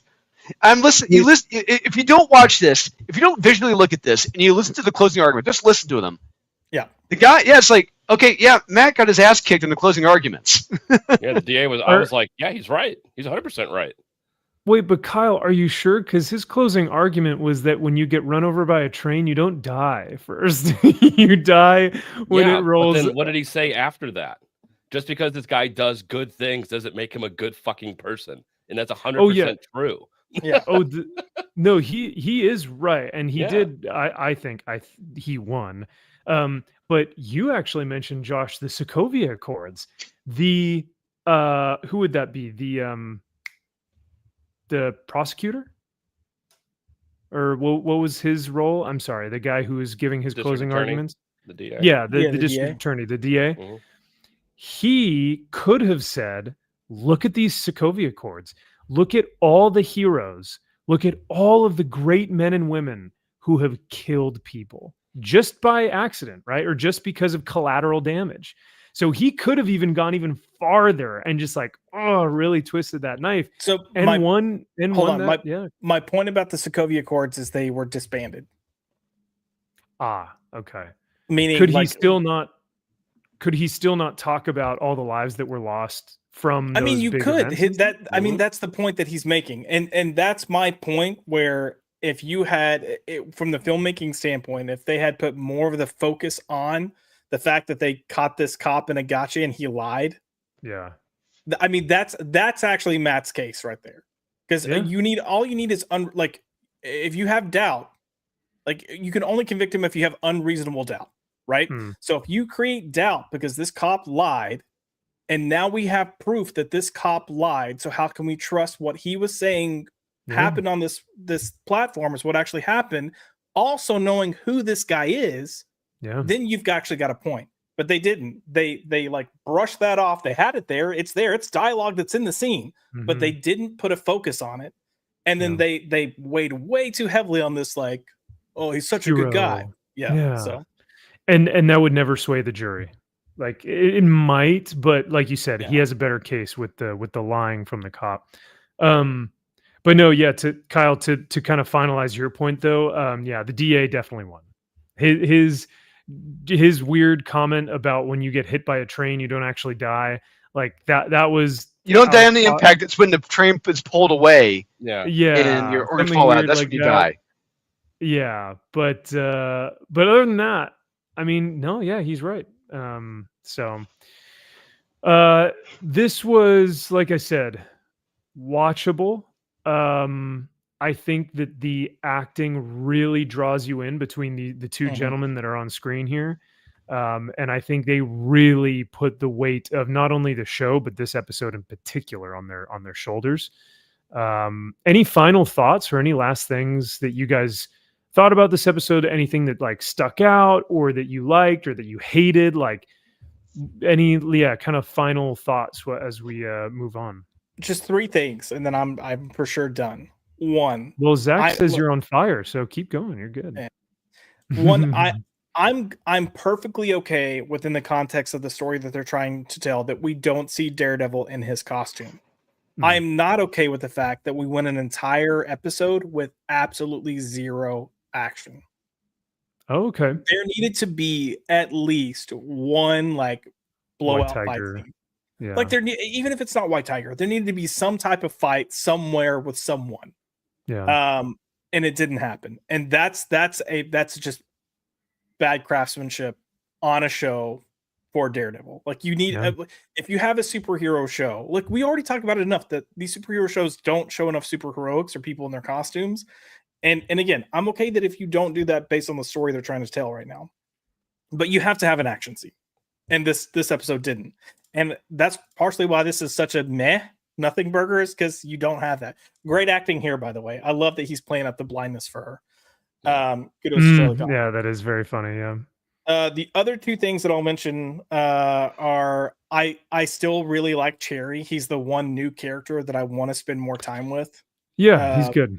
Yeah, I like the fact that Disney actually had enough balls to have the cop go get drugs to give to the guy, to the witness, so he's not like he goes so that you don't throw up or sweat on the stand. Yeah, and I'm gonna give Zaxx credit for this. It was so fucking lazy that they're like, oh, we just got a taxi. They could have done something cool. You could have had a fun action sequence with that, and they didn't. That cost too much money, Josh. I know, right? The old switcheroo where they're like, oh, they're gonna get him, and the cops got him. Oh, yeah. You had the cop that just got off the stand, so it's not like that was like, wait, where did I know? I was like, what time frame happened? I'm like, he was just you're deposed in court. You got out of here that fast. If you're over here, then why? And then my third is the line that I said was the best line, and when Matt starts questioning the cop on the stand, and he goes, "Oh, I hear you have a black eye. I hope you're okay." And he's like, "Don't worry about it." And then Matt goes, "I hear the best cure for a black eye is fast hands." I will say that was a good line. Not only is it a good line, but it incorporates his boxing past. And credit where credit is due. That's a good line. I liked and the delivery was great. Yeah. So I will say, and then the judge is like, "Hey, cut that shit out." It's like, yeah. So it's good, but those are like, you get glimpses, and you're like, okay, but then there's no follow through.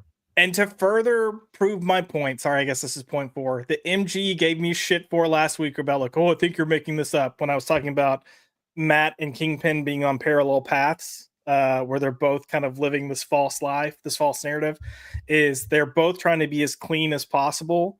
And for 2 episodes now, you've seen them with bloody hands. Yeah. So, what you think? Yeah. So we haven't seen Kingpin's beaten up, but he's beaten up somebody. No, I know. I think it's just a very cold and dry environment, and Phil Fisk's knuckles are just cracking. They're bleeding from the dry weather. He's dehydrated. This is Drew's Batman didn't kill anyone in BVS. Yeah, exactly. Exactly. Bad takes. That's all I've got. You think Kingpin's got Vanessa's fuck buddy chained somewhere, and he's just knocking the crap out of him? That'd be hilarious. I love it. Probably. Hey, he didn't say he wouldn't beat the shit out of him. He just said he wouldn't kill him. Yeah. Yep. They need to stop this Kingpin Vanessa shit. Just have them work together. Yeah, it's like the worst. It's turning into Mr. and Mrs. Smith. I fucking hate it. God, they should have just had him be like, I can't, if I'm doing this as mayor, I can't be tied to this. You run this as quietly and cleanly as possible and keep me in the loop. And if you were in the loop and kind of directing, that would be fine. But this whole I'm better than you, I hate this shit. What do you think about the whole, like, him just saying like, they're animals, they're like chaos, grain, and we will, watch them from atop, and I'm kind of like, no, I thought you were the puppet master, right? Or do you think that he is just kind of like, yeah, let them do their stupid stuff, and then when all the chaos is done, then that's when we come in and take our share. So I fully think, and I said this last week, I fully think he is in this mindset of he has more power if he does it from the side of good, quote unquote. So I think that he thinks he's actually got more power here as mayor. And he knows he's going to lose that if he keeps his hands in, as the kingpin of crime. Because he's already trying to paint this picture of like, the vigilantes lied about me. I've been attacked by a vigilante. Like they've had 2 separate lines in 2 separate episodes referring to that. But he's still having to. We still see he's still having to use his tactics because you had that police chief that was going to quit. And he's like, you can't quit. And the guy's like, fuck you, I'm quitting. I can't stand you. Half my department can't stand you. And then that's when he threatens the kid. The Philly cheese sandwich. Yeah. Yeah. And he's like, we're watching your wife and kids. So are you sure you want to quit? So I think you're going to see that kind of develop more and more until he just like kingpins out. Like he just, and I think you're going to see Matt do the same thing of like the pressure building until he really just Daredevils again. So. Yeah, 4 episodes from now, and before we know it, the season's over. Did you use daredevils as a verb? Like I used kingpins and daredevils as a verb. Kingpins out and daredevils out. Like he Vadered? He daredeviled, guys. He daredevil. Yay! He Vadered. Oh, guys, it's red. The suit is red. Oh, yeah. I just realized why the BB scenes didn't bother me as much. Oh no! He Why? doesn't say a fucking word in these video scenes. Okay, no, I have to say this BB stuff is abysmal. It's ruining the show. It's awful. Yeah, it's totally Okay. So, like, question: what is worse? What is worse, the BB scenes or the therapy sessions between Fisk and Vanessa? You know what? At Therapy least sessions. the therapy sessions have Vincent D'Onofrio, but I mean, fair, but it's also like cucked to Vincent D'Onofrio. yeah, it's like him being weak and pathetic, and it's like, ugh. You know But, why this pisses me off? Because you know what they're gonna do with the character BB. You know what they're gonna do. She's going to be Mayor. Cliche. No, she's gonna pull the Ben Urich. She's gonna be the one that reveals Daredevil's identity. Oh, And look, that's where I think at least the original team was going. If this new team is smart and this doesn't happen in the 6 episodes from the new team, then they'll put a twist on it. If they do reveal his identity, they'll have Karen do it. All right. Look, I'm going to be perfectly honest with you. After everything in the 3rd season with Karen, she should have died and or disappeared to Mexico and been part of a donkey show. She should have been. There's no reason for her to still be going from career to career to career miraculously and still coming out clean. Oh yeah, no, 100% agreed. I like Deborah Ann Wall. No, I do too. But her character, she's murdered people, and it's like you've not done any fucking time, and 2 people you've murdered. This is bullshit. I don't know what the plans are, and I can't see it happening this season because she's only in 3 episodes total. But she did say that part of her character's journey that they still have to explore are the consequences of what she's done in the past. Good. That fucking time. Yeah. Good. But see, it's like that's the stuff that when I hear them talking and I hear the new directors and I hear Scarta Payne talking about what they want to do, that's why I'm like, I'm hopeful for what's coming. We just have to get through this mediocre shit first.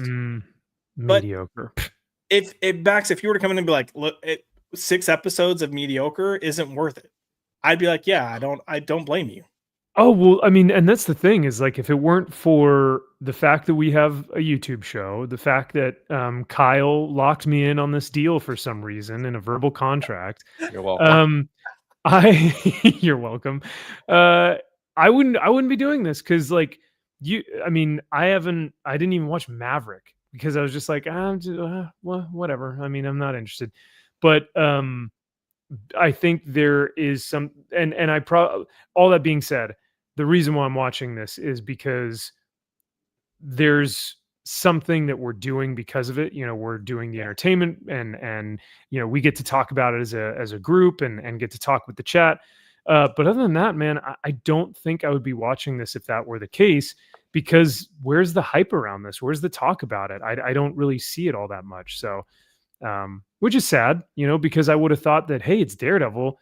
It's Marvel's maybe best thing they've ever produced, right? So, but yeah, no, I will say the BB thing is abysmal because of the crazy cuts that like, because the juxtaposition of tone, because you go from like this really dark, you know, gritty, down to earth, like, oh my God, these 2 guys just get killed. And then it's like the Mexican music, and it's like, yay, we're watching BB now, and it's like, oh my God, what a tonal shift that just did not work. The mariachi music, whatever you want to call it. The only time I remember mariachi music is with a white tiger. But well, actually, that music was good because it was like his heritage, and it's like, okay, this makes sense. But BB's playing it, and I'm like, I don't care. No one wants to hear this and to watch this. It's they should have cut this. They should have cut everything with, which I mean, I don't know. Maybe you wouldn't have anything with Fisk if they did, but yeah, why black female voices? How dare you? Right. Mm-hmm. Oh, the other character I'd cut is Foggy 2.0, black female Foggy 2.0. Yeah. Imagine how much better those court scenes would be if it was Foggy there, and Matt debating whether or not to out him as White Tiger, and he and Foggy coming to that, like Foggy be like, would you have wanted me to do that for you, Matt? What if I came out and said you were Daredevil in front of the courtroom? Like, how would you take that? Like, having that tete-a-tete would have been really great. And Foggy would have done that too. Absolutely. And yet he's the heart and soul. Yeah. Man. Then you have this nothing burger sitting next to him with her fucking creepy ass face. Like, I just don't understand it. It's weird. Kyle, it sounds like you hate this show. Why do you like it? I love this show more than anything. 10 out of 10. 11 out of 10. Strongest recommend. Just like Ice Cream Man. Yeah, because I can relate to this white cop. I was just like him. So I see myself on screen. Kudos. I thought this guy did a decent job with his role. He did. So kudos to him. Yeah. You know what? I actually I gotta say, when an actor can make me dislike him or her, like, hey, they've done their job. You know what I mean? And I was not a fan of his, and he just acts like a sleaze bag. You know what I mean? So I really liked his portrayal of this kind of like deadbeat, you know? But it was good. Real detective. That's how you get shit done in New York City, right? You gotta interfere with you gotta get down in the muck. All right. Yeah. I mean, is that from firsthand experience, Kyle, or no comment? So, but yeah, no, I mean, really, a lot of it is just these shots. It's just courtroom. So, which I look at something like, what would that be? Season 3, where they're doing the courtroom stuff with Frank, or is that season 2 with Frank? 2. So season 2's courtroom stuff, you're like on the edge of your seat, like your fingers are like locked into the chair. You're just like, what is going to happen next, right? Like, this was just kind of like, okay, let's see how it plays out. So, it was set up better too, though, because you had those first 4 episodes of Frank just being an absolute menace in New York, monster. Yeah. Then you had everything expanding from there, and also Frank kind of, like where they thought he may have been, like he was supposed to confess or testify or something, and he flipped and did something else. Yep. So it was good drama. It was like season-long drama. Like it built and built and built, and you kind of had ebbs and flows and quick left turns, quick right turns. Right, it built to a trial. It wasn't, all right, 1 episode, now trial. It's like, wait, what?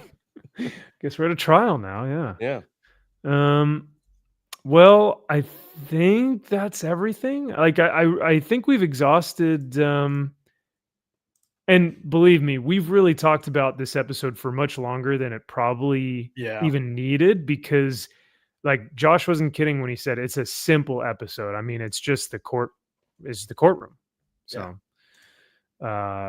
now when it gets to episodes that are maybe more complex or that are multiple like A and B plots and things like that, we may talk about it even longer, but I think we're just trying to find things to say, to discuss about kind of what happened in this episode. But to your point, Max, when the more interesting conversation is what was cut or what was changed and why, that lets you know that you don't really have a strong episode. Unfortunately, I mean, because we talked about, if we talk about the meta more than we talk about what we're actually seeing on screen, it's like, well, then that's not really the show. But well, at least we're all in agreement. You know what? The one thing that I'm really proud of everyone is that we're all in agreement that BB is the worst. BB's the worst. BB-8. Oh wait, that's BB-8. Oh god. And this like Timu Wesley. Yeah. He's British, good. Yeah. More sophisticated. Or Australian or something. Whatever he is. Yeah, I can't something remember. Weird. Some, and then you got like a Ruski or a Ukrainian or something here asking for money. Bro, that's the tracksuit mafia. The gold chain and everything. But even so, none of them come close to what's his name, the fixer from season 3, who like when Deborah, when Karen goes to confront him in the hotel, and he just lays out to her like, Karen Page, father of such and such. I believe you stayed in the back bedroom closest to your parents, closest to your father, so he could keep you safe. And it's the Karen's just like, oh fuck, I am completely outmatched by this guy. I mean, they don't even compare to season 1 with the Russians and absolutely Madame not. The Russian Gao. brothers, Like, yeah. yeah. Mhm. James Owsley, hell no, not even close to him. Yeah, that first season of all of them Yeah. together, and like Wesley is having to manage the whole group, like the whole dynamic between all of them was so dang good. So Yeah. And one aspect I love that season 1. I'm rewatching it now. It's just how, in the grander scheme of the Marvel Universe, because it takes place after the Avengers movie, it's just like how they just tangentially say it, like, you know, they talk about it, but in passing, but like not mentioning it directly, you know, just the happening, or like the happening downtown, or just people hurling people through walls, just like just saying it in passing like that, not directly saying the names or their gods or whatever. It's great. Well, I guess I'll go around the horn here and ask everyone to give their, ranking out of 10. Is that fair? Number ranking out of 10. So Josh? I mean, I would say it's like a 6 out of 10. I'll give it that. So for me, like 5 out of 10 is just average. I think it's a little above average. Okay. I don't think it's awful. So it doesn't fall into the negative side for me. So that's why I'm saying 6 out of 10. Okay. Drew? I was just thinking it before Josh said it. I'm thinking 6. It's just above average. It's not a great Daredevil episode. It's a good cop. It's a good lawyer show. It's a good LA Law episode. I'll say that. Okay. Kyle, I swear to God, if you say 6 out of 10, I will boot you from. No, I'm kidding. I already said 11 out of 10, so I'm still. Oh, yeah, that's right. Oh yeah, never mind. Yeah, you already gave your review. No, Are you going to be an echo chamber, or what do you think? No, it's 5. It's a typical. It's right down the middle. Like it is just serviceable. Like I would be watching the show regardless of us reviewing it for YouTube or not. Same. Oh, interesting. Okay. I mean, I'm watching Invincible right now. I think it's been great. Actually, the season's been fan-fucking-tastic. So, that's the season everyone hates. I love this season. Wow, controversial take. I like it. Yeah. Well, I guess we're not an echo chamber after all. Well, Mac, you're a 0 Max out of is 10, like 2 out of 10. Fucking stupid, terrible. Sucks. Nothing is right. Kingpin is woke and a cuck, and the women are black, and so that means that the show is woke and it's garbage, and I hate it. 0 out of 10. Kaiser says, and why are we watching? It's because of Kyle. I keep saying this. Yeah, because it's on TV. Only I fucking said so. Because Kyle deemed it to be true, and so thus it must come to fruition. Or as Drew said, because then why are we watching? Because it's on TV. Not yet. Not yet. Not yet.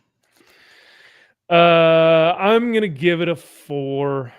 I think it's like, as I was watching, I find these little glimpses of things where I'm like, there's something there, and this is good, and I love watching Charlie Cox and Vincent D'Onofrio, but those are like your vanilla takes. Like everyone thinks that, right? But it's just the stuff that I am not excited for, like the Punisher logo thing at the end really just put a sour taste in my mouth. And as you said, Josh, a lot of us remember episodes by what happens at the end. And so I was just kind of like, man, to end it that way. And I also think they do a disservice to the actor of White Tiger and just the character of White Tiger, which they touted as like our first Puerto Rican superhero, blah, blah, blah. It's like, cool, man. Why didn't we see him like doing superheroics, right? Yeah. So that we was do on video footage. Those like 2 clips in the first, in the first episode where they look at on the TV and they go, oh, it's White Tiger again. And you're like, where he's quote unquote super powered with the amulet. It's like, yeah. Right. Still the funniest line in all of these 3 episodes so far is when Matt goes, he didn't have a secret amulet or whatever. It's like, bro, what? All right. Back it up, Matt. Take it back. Yeah.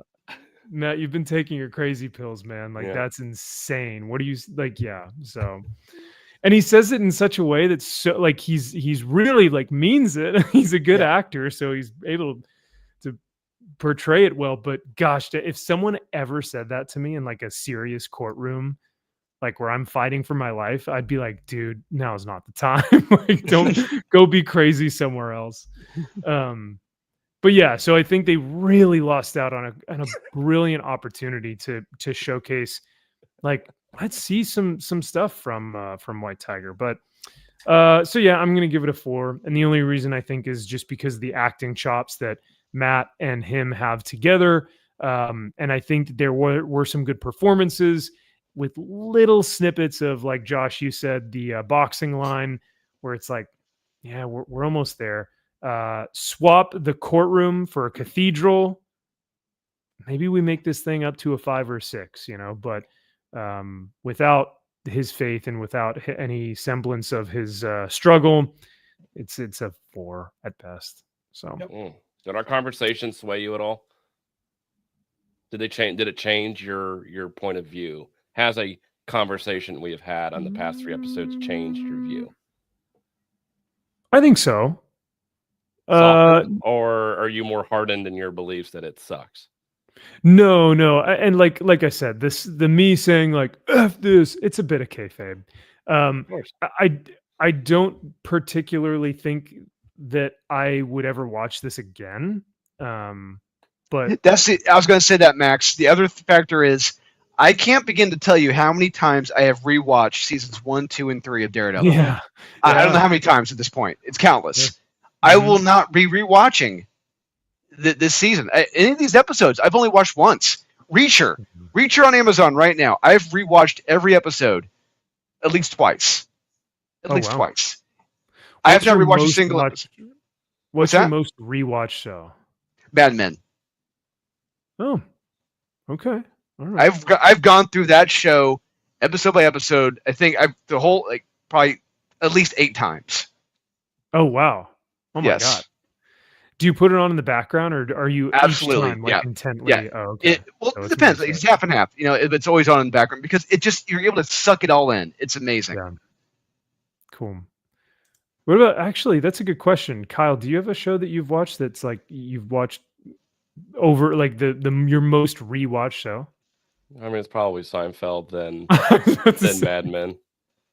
AMC recently had, because I have YouTube TV, there was an AMC streaming where they've been streaming their shows like nonstop, and they had Mad Men on there nonstop recently. Ooh. And so every day I just come into my office or down and just put on the Mad Men, channel basically.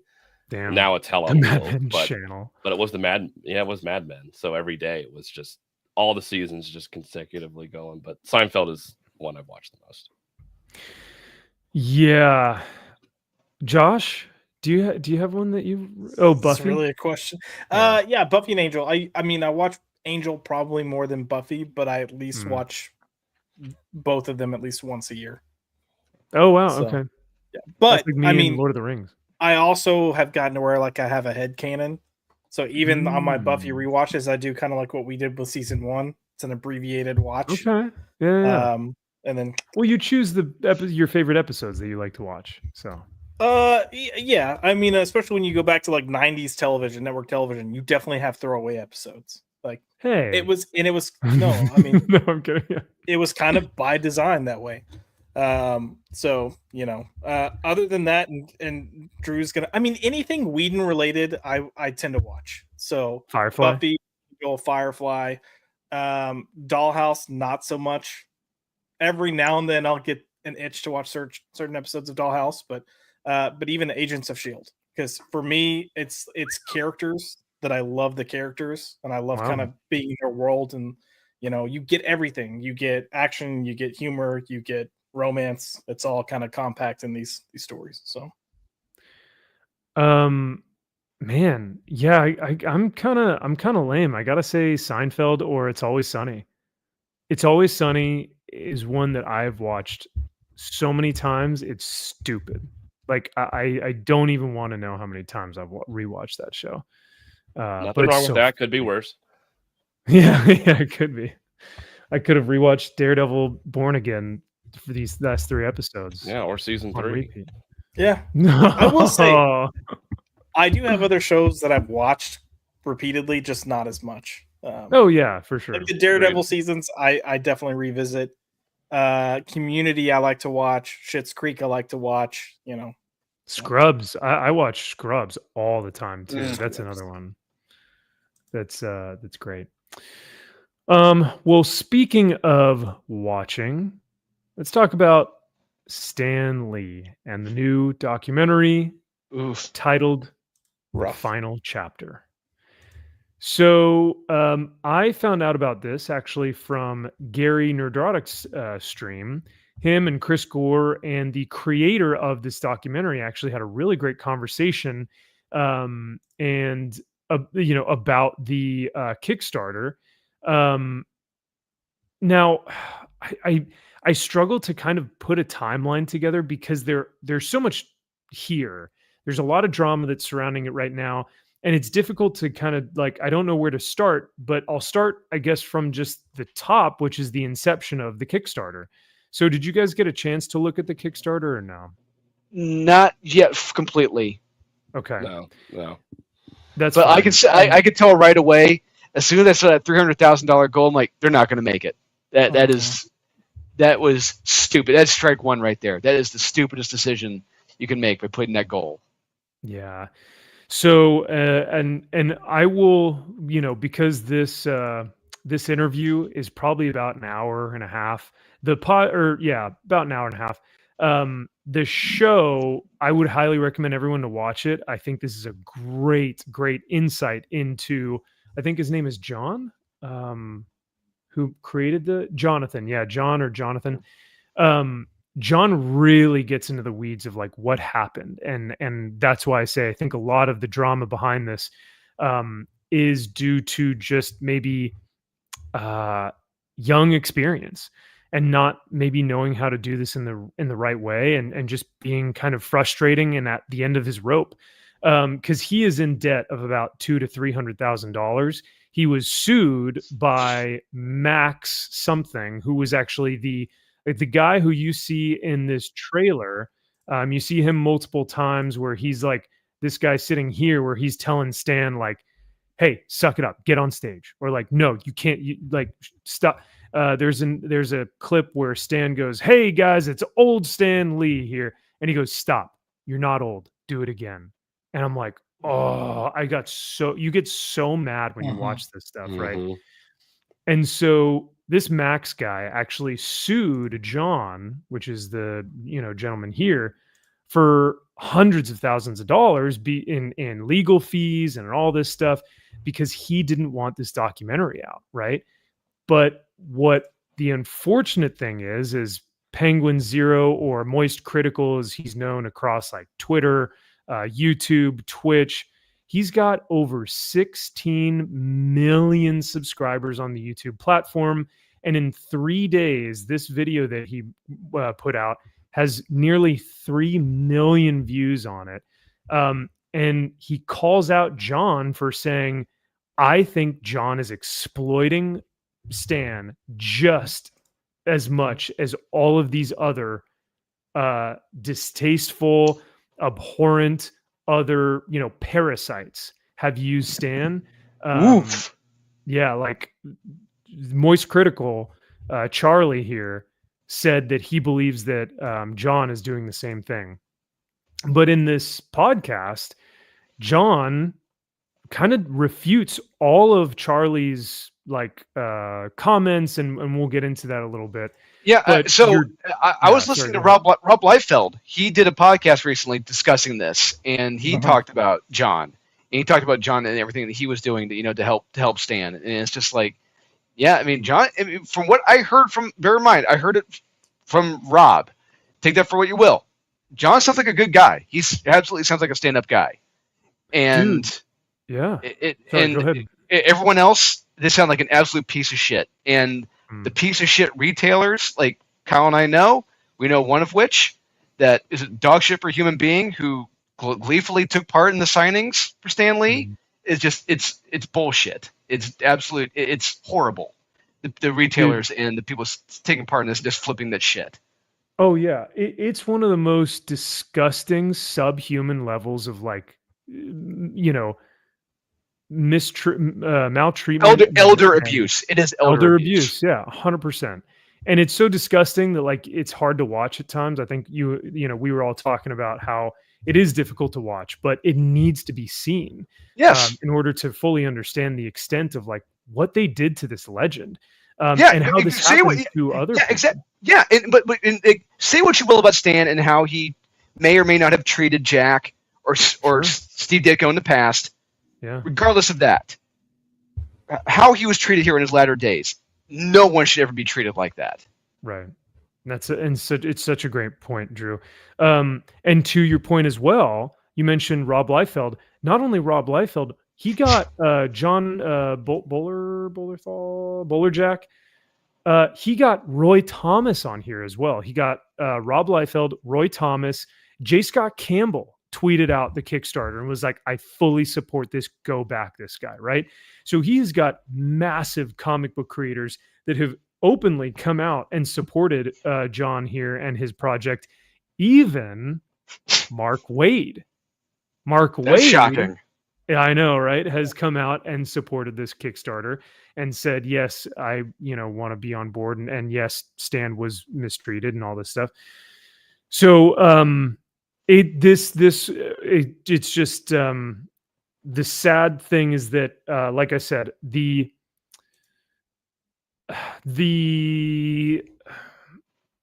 what's the right word I'm looking for?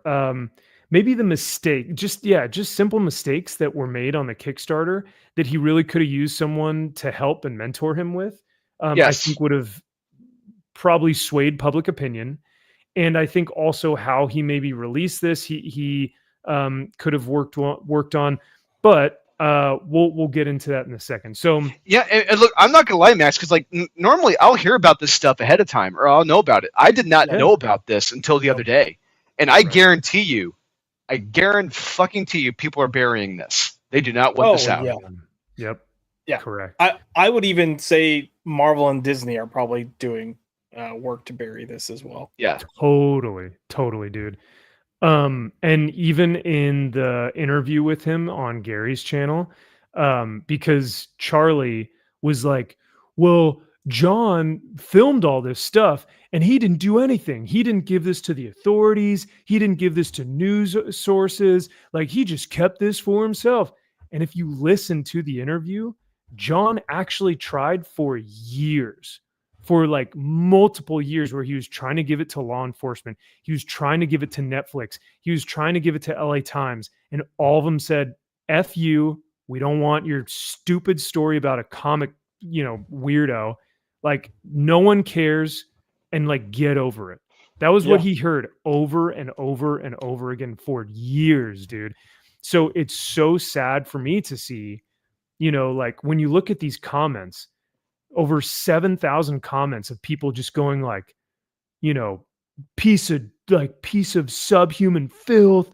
Like this guy should go die, blah, blah, blah. And I'm like, man, no, it's like, no, absolutely not. It's like, I would say the retailers who gleefully took money off his signature in his latter days, flipping his shit. Those are dog shit human beings.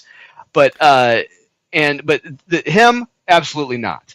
He's showcasing what happened behind the scenes. Right. And so the only thing that is tough to refute though is like, cause you're saying all the flippers and all the guys who are using like the comic books and stuff. Well, this was another mistake that he made. All of the perks are like comic book variants. God damn it.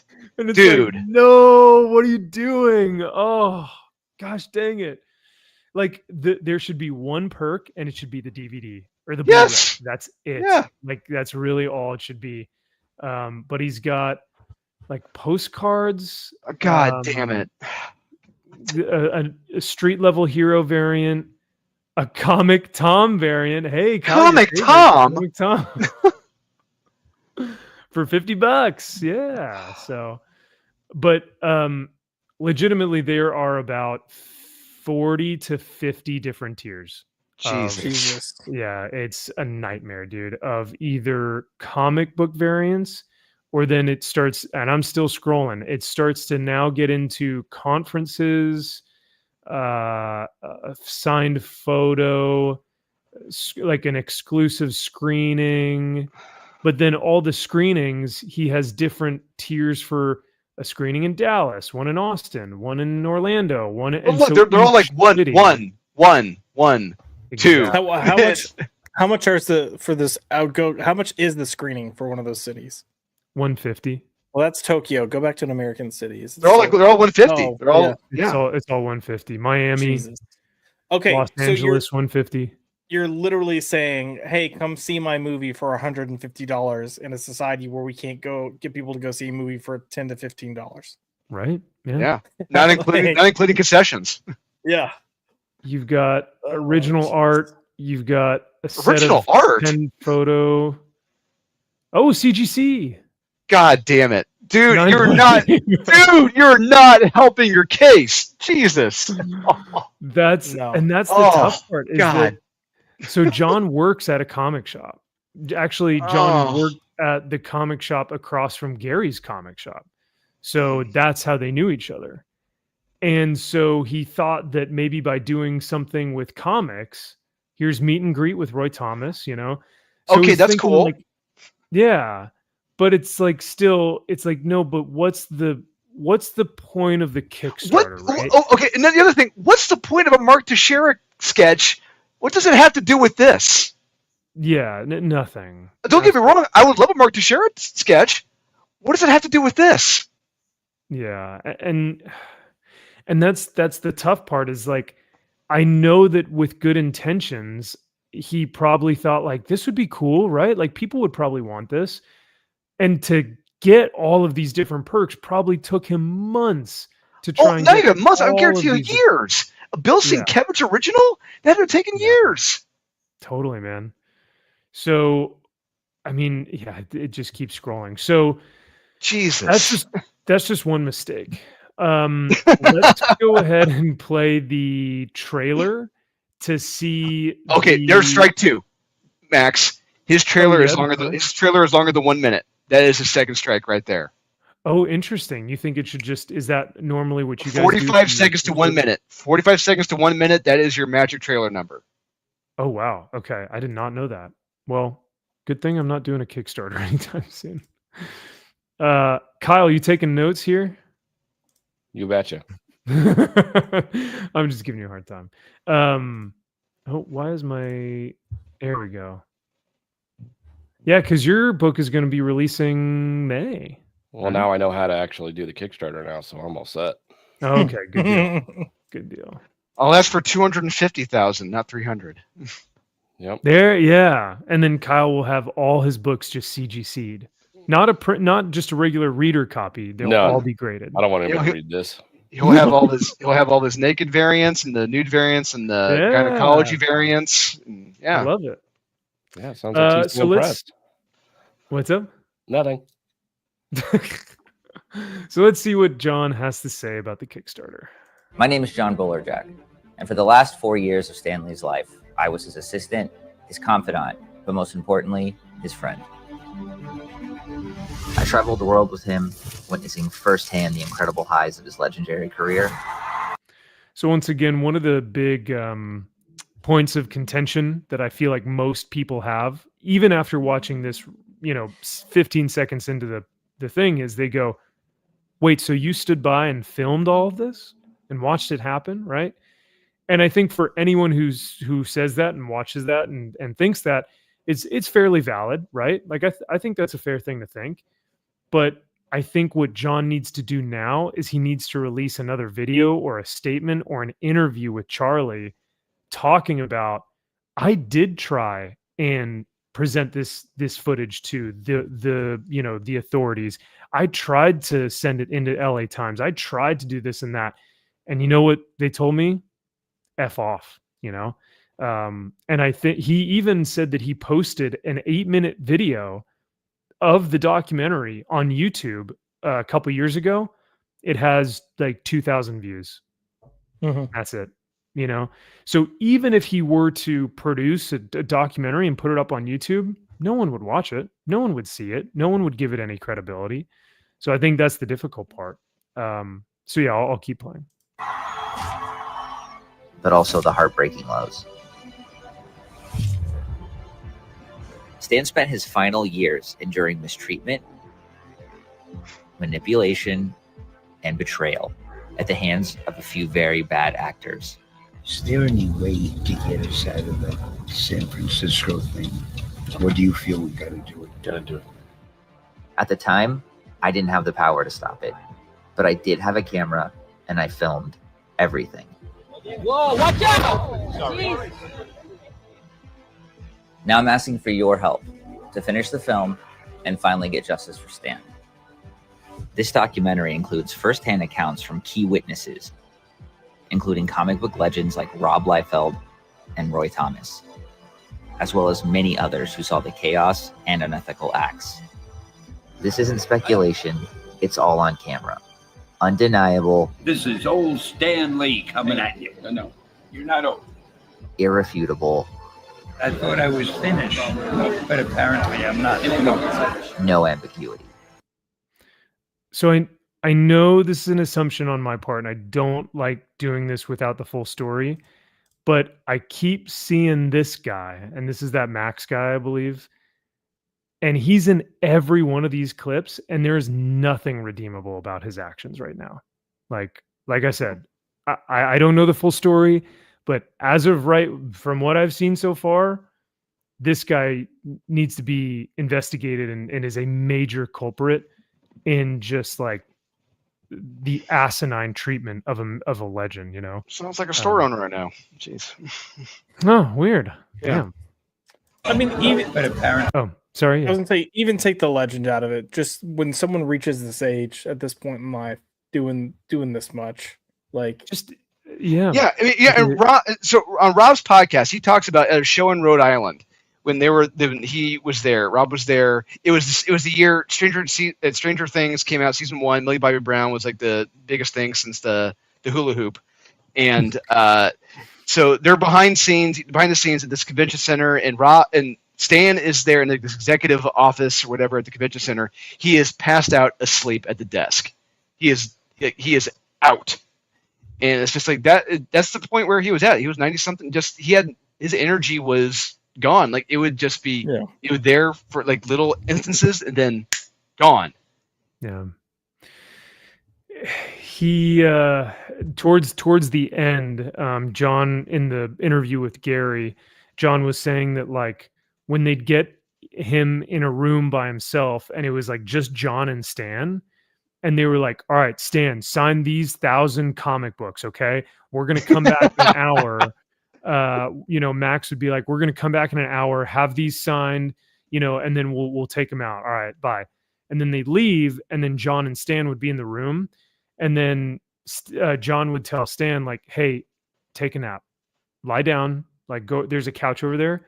Go lie down. Go take a nap. Like, just go sleep. And then when the guys would come back and they'd go like, why isn't any of this signed? John would just go like, oh, well, Stan said he wanted to take a nap, so I let him take a nap. And they can't say anything, right? Because it's Stan freaking Lee. So a lot of the time, John was really trying to do those little things to just make sure like, hey, Stan needs an hour of sleep, man. Like you've had him up for 12 hours. Come on. Or 16 hours, whatever. Yeah, this 90-plus-year-old man who lives on the West Coast, you're asking him to come to the East Coast. He's already going to be 3 to 4 hours jet lag. Come on. No, he needs to sleep. Well, and it looks like they had him going nonstop at whatever these conventions were. And like, he was. We know what it's like at these conventions. It's long days, but especially if you're working them, like it's exhausting. Because if you're working it and then you're going behind the scenes and signing stuff or writing or whatever you need to do for whatever's going on, like you don't stop. And as me in my 20s doing this for Batman News at San Diego Comic-Con, like it was the most exhausted I'd be coming out of a weekend. And I had a blast. Don't get me wrong. There's a high of having so much fun, but I would come back dead and I would just sleep almost my entire first day back. I would. Like, I was just like, I got to catch up. Yeah. But I have a soft spot for older people, and especially with my career, I unfortunately see a lot of elderly people getting abused, and we have our processes for dealing with it. but it makes me so mad. Like these, Dude, right? Yeah. And that was something that John actually said as well, as he was like, the people who wish like death on me and the people who've like had death threats, we've had death threats, and even Gary got death threats after his interview, right? That he did, because everyone was like, they're so passionate about Stan, but they're also passionate about how people treat other people, especially when it comes to elderly abuse. And he was saying, you should rightfully feel this way. Everyone should be angry when they watch this, because it's that righteous anger that you get when seeing injustices, and you want justice to be done. You want a Punisher to go find these guys and just go take them out or something. Yeah. To just be like, how could you treat a human being this way, right? As just capital, as just, pretty much it's a buck. He is your buck. Yeah. That's where I say the retailers are just as responsible for this shit. And it's just, you were in line getting your stacks and stacks of books signed by him. Congratulations. Blood money. Do we know what this Max guy's actual like role was? Like, what is his position? Like, what his in the Stan Lee verse? Yeah, corporate, I don't know. Yeah. What is this Max guy? Caretaker manager. I mean, manager sounds like that might actually be accurate. Yeah. Which is also shitty, because guess what? The manager is getting if he's being honest, he's getting 10% of whatever Stanley's making. Yep. Oh, dude. They took so much more. They took so much more money from him. Oh, I bet. It's like they may have got on paper, they may have gotten 10%, but a lot of these conventions are dealt in cash. Yep. And so they were just taking bags of cash home with them. And then Stan would ask them at the end of the day, he'd go, how much money did I make? Or how much money did we make? And no one could tell him an answer. They all fucking took home money. Just disgusting, dude. Zaxx says, isn't there a tour where Stan was exploited? And then Xbox Gamer says, whoa, don't skip past reading the exploitation tour for $500. I think it's the last top item.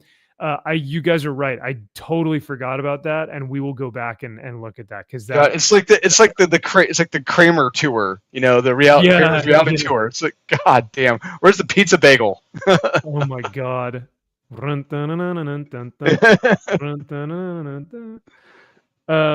Yeah, god, that's so terrible. The real Peterman tour, right? Yeah. So before you finish playing this trailer, I would also like to remind everyone that Jonathan saying he was trying for a few years to get this out. I'll remind you, I think it was last year, what Disney Plus put out, and it was the Stan Lee documentary. Yes. Yeah. But none of this happened. Everything was perfect. Everything was sunshine and roses. Rainbows. Yep. Yeah. That's exactly what it was. Sunshine and rainbows. Yeah. Nothing happened. Yeah. I do want to give a huge shout out. I don't even have my link up in the chat tonight, but Salty Traveling C, the man himself, he just hopped in the chat. He says, ripping off the poor old white guy like a diverse female home health aide. He sent in $5. Thank you so much, Corey. I just got hold on. I just got the notification. Very cool. Very cool. Very cool. Very cool. Very cool. I'll also give you one of these. And you know what? Since we haven't played it in a while, and since we talked Daredevil tonight,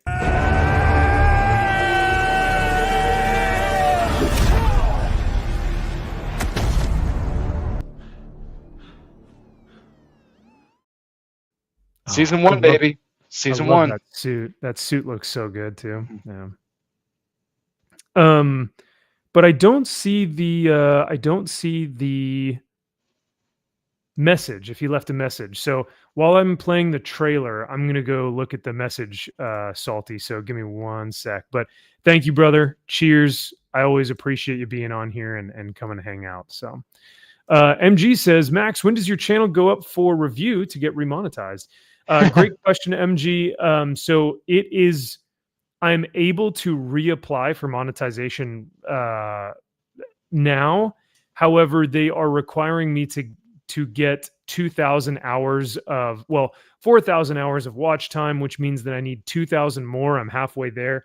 So if I get 2,000 more watch hours, I can then finally reapply correctly, and I can see if we can get some monetization and get our memberships back.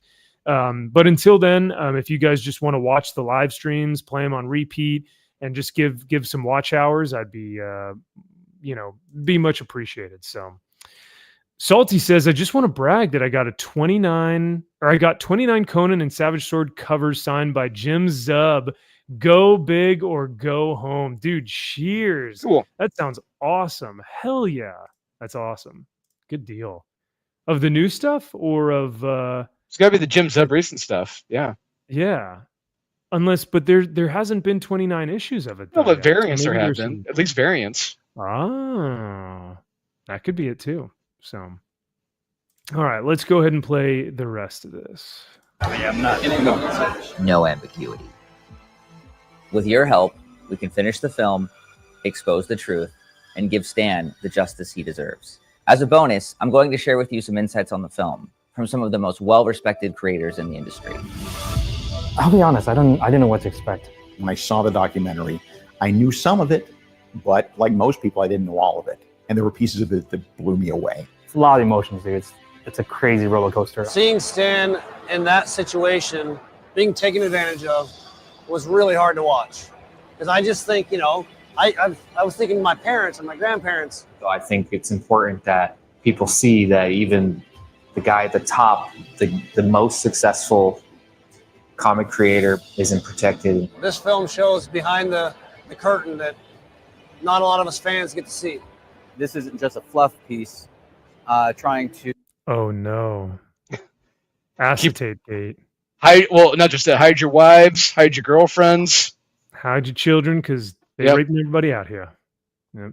To attack somebody, this is like, I'll just show you in their own words. I had no idea how badly he had been exploited. And that's a message that people need to hear. I really miss Dan, and just watching it just felt like I really got to know him again. My thing that I hope that, this documentary really does is, shine a light on what was going on truly with Stan Lee.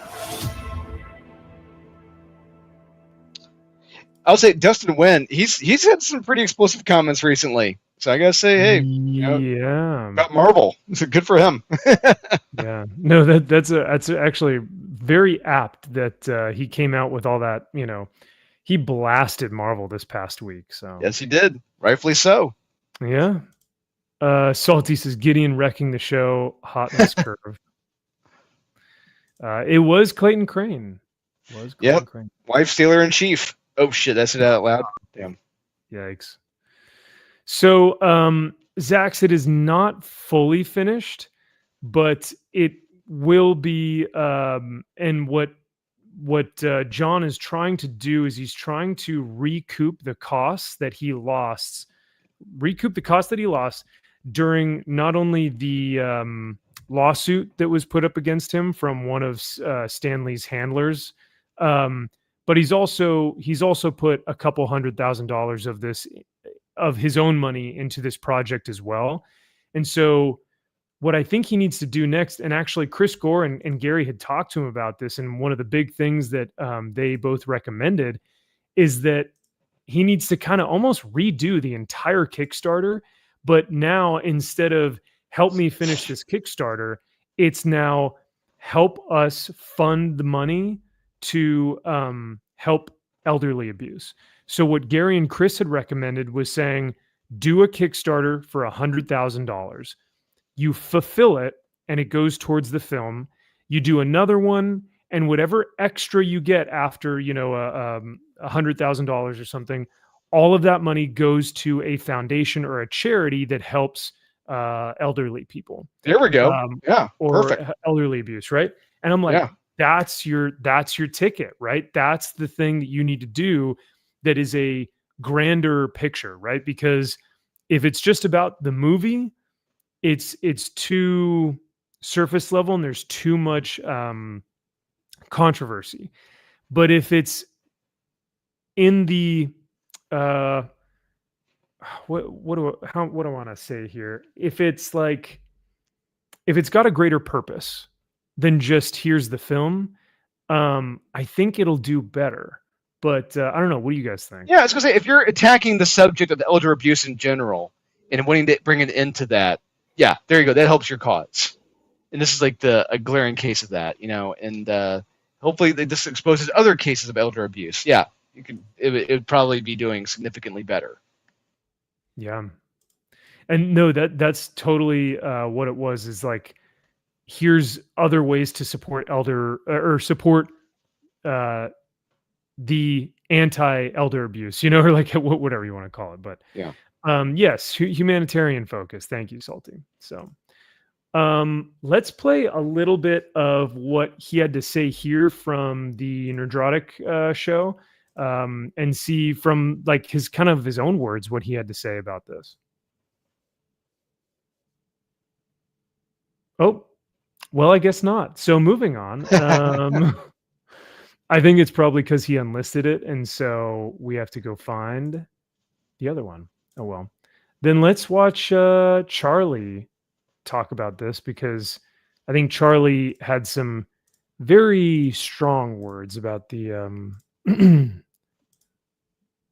about the documentary. Project was launched, as well as a trailer dropping about the final years of Stan Lee's life and the elder abuse he was allegedly victim of.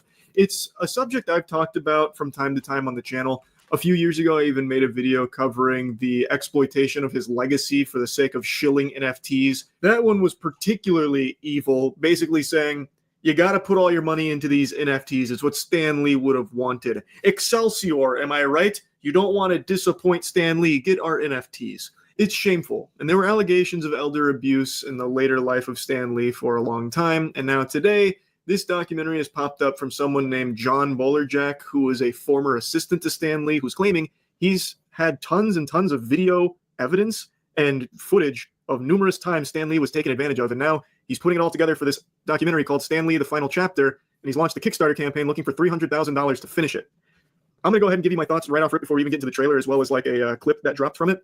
To me, that feels really exploitative as well. You're telling me you've had this footage for years, incriminating evidence of Stan Lee being taken advantage of, and instead of releasing it throughout the years to spread the word about the injustice he faced or giving it to authorities about potential elder abuse, you've instead just sat on it, keegling it until now, compiling it into this documentary that you're now looking for $300,000 to finish, to pay for things like casting, wardrobe, hair and makeup, music composition, a soundstage space, visual effects. Like, what the fuck? If the goal is justice for Stan Lee, this feels highly unnecessary. And so then in that regard, like for someone who's looking at that Kickstarter, like that's 100% what they would come to that conclusion from. And I think even John said like, oh yeah, no, I don't blame him for thinking that when not hearing my side of the story. So I think I was able to find the clip here. So let me go ahead and play this. But we went back and forth a bunch with that guy. And I just, ultimately, I just didn't like him. So I didn't do the deal because I didn't like him. But it's, what's interesting about this is it's not unique, unfortunately. I mean, again, it's Stan, but this is something that's happened in the industry, multiple industries, and it's something that you would think more people would speak up about. And maybe you can talk about that, because that's the big question. Is sure. So yes, yeah, that why not speak up about it at the time? And sometimes you try, and nobody wants to listen. Yeah, so that's actually per the comments, even we have in the chat here. First of all, I'd like to be clear. I just straighten my hair. It takes 5 minutes. I spend no money on my hair. Just want to be clear. He was flat ironing before the show.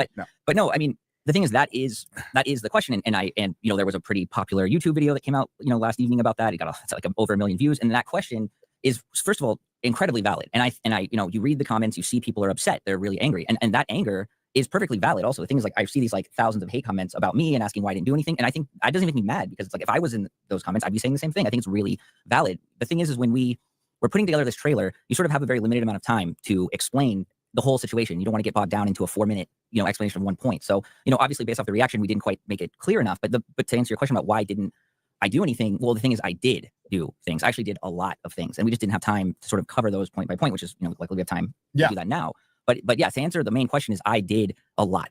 And so, yeah, if you got like 4 minutes, I can give you sort of the timeline of it. So, when I was with Stan in 2015 and 2016, everything was fine. There wasn't really a problem. He was still pretty mobile. I mean, sure, maybe he stayed late at a con a couple of times, but nothing red flag wise. And like I said, in 2017 is really when stuff started to kick off. And so as Stan was clearly becoming sort of old, I mean, he just suddenly was, he was actually his age. He was getting there. There were people who initially had spoke out, and you have to remember that I'm there as his friend, but I'm also there making a documentary. And I blended that gray zone area where you're supposed to just film and just do it. You know, like you're not supposed to get involved with the subject. And the problem was, I was in this gray area where I'm conflicted about, well, should be filmed, but also like I care for this guy. And there were some other people in the entourage who did speak up. They did say, had concerns about him being in a wheelchair, other things. And then one guy speaks and kind of loud about it. And then the next week we're at a show and I go, where's so-and-so? And I find out, oh, he got caught stealing from Stan and he's gone. We're never going to see him again. And I'm like, okay, well, that's weird. And then 2 weeks later, another guy spoke up and said something. And then a week later, he's gone. And he also was caught stealing from Stan. And so like, it doesn't take a genius to start figuring out that if you're too loud and you try to stop this money machine, then you're going to be out and the whole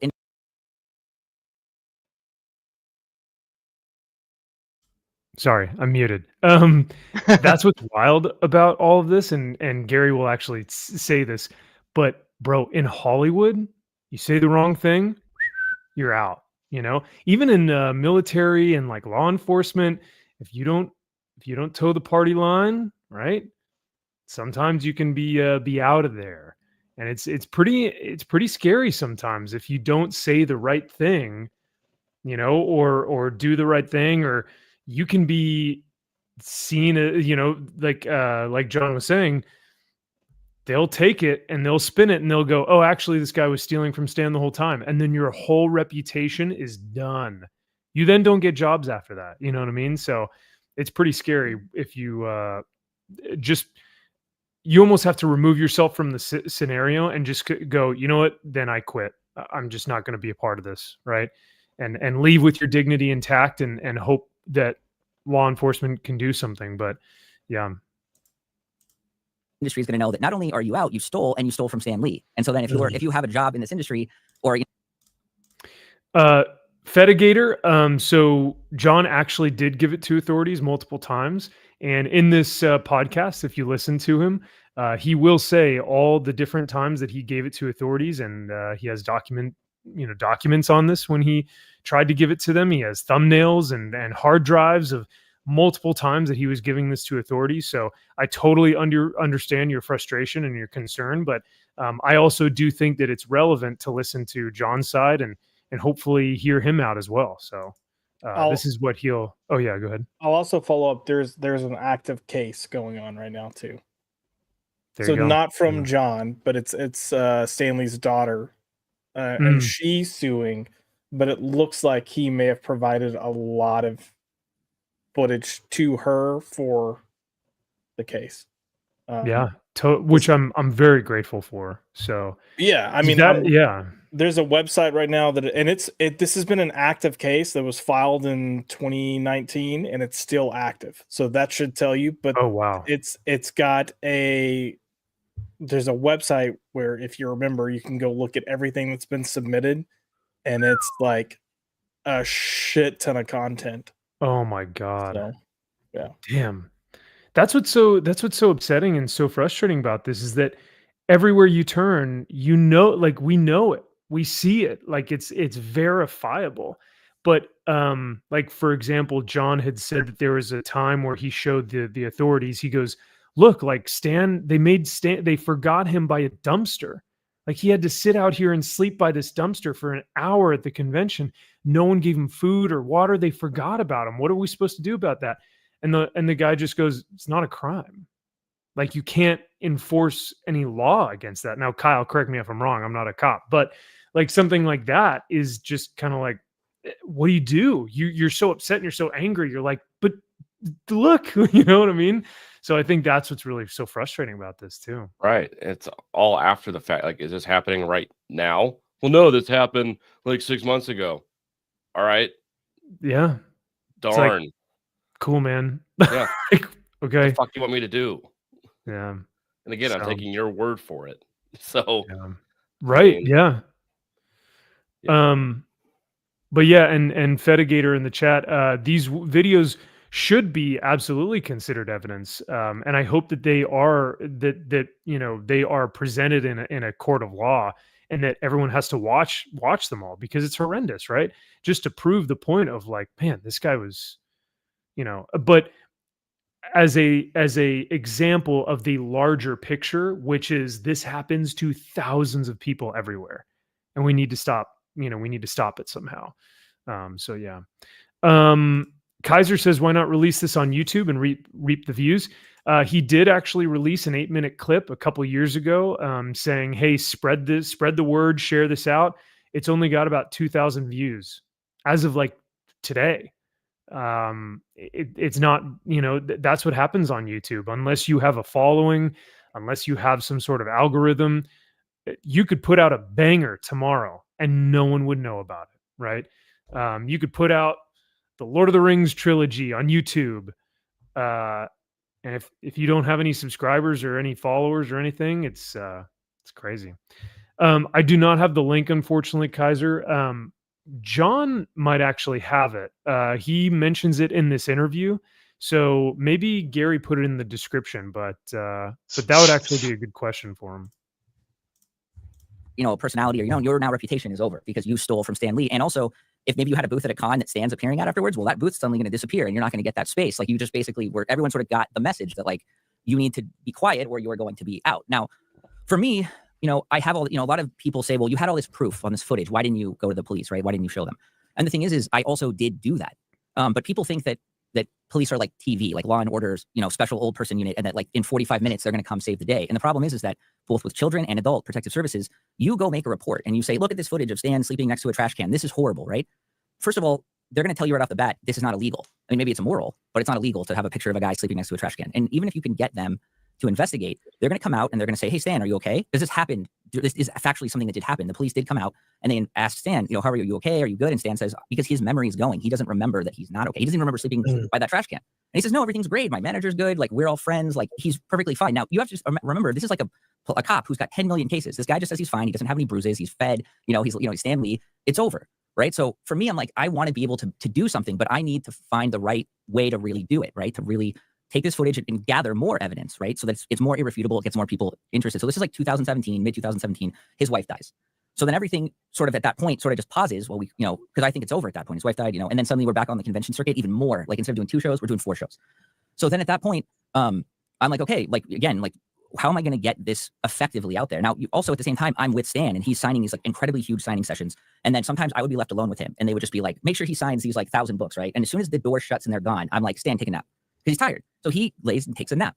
So the thing is, now I've at least managed to stop this. I don't know if we can curse here, but I managed to temporarily stop this shit show for an hour so that he can lay down and sleep. And then when they come back and go, why aren't these books signed? I'm like, well, he said he wanted to sleep. And what are they going to do? I'm not going to argue with that, right? And that's not, I'm by no means saying like, oh, that's so incredible that you could do that for him. But that's literally like, I'm the only person at least trying to do that. And part of me is definitely scared. If I shoot the shot and I miss, then I'm gone.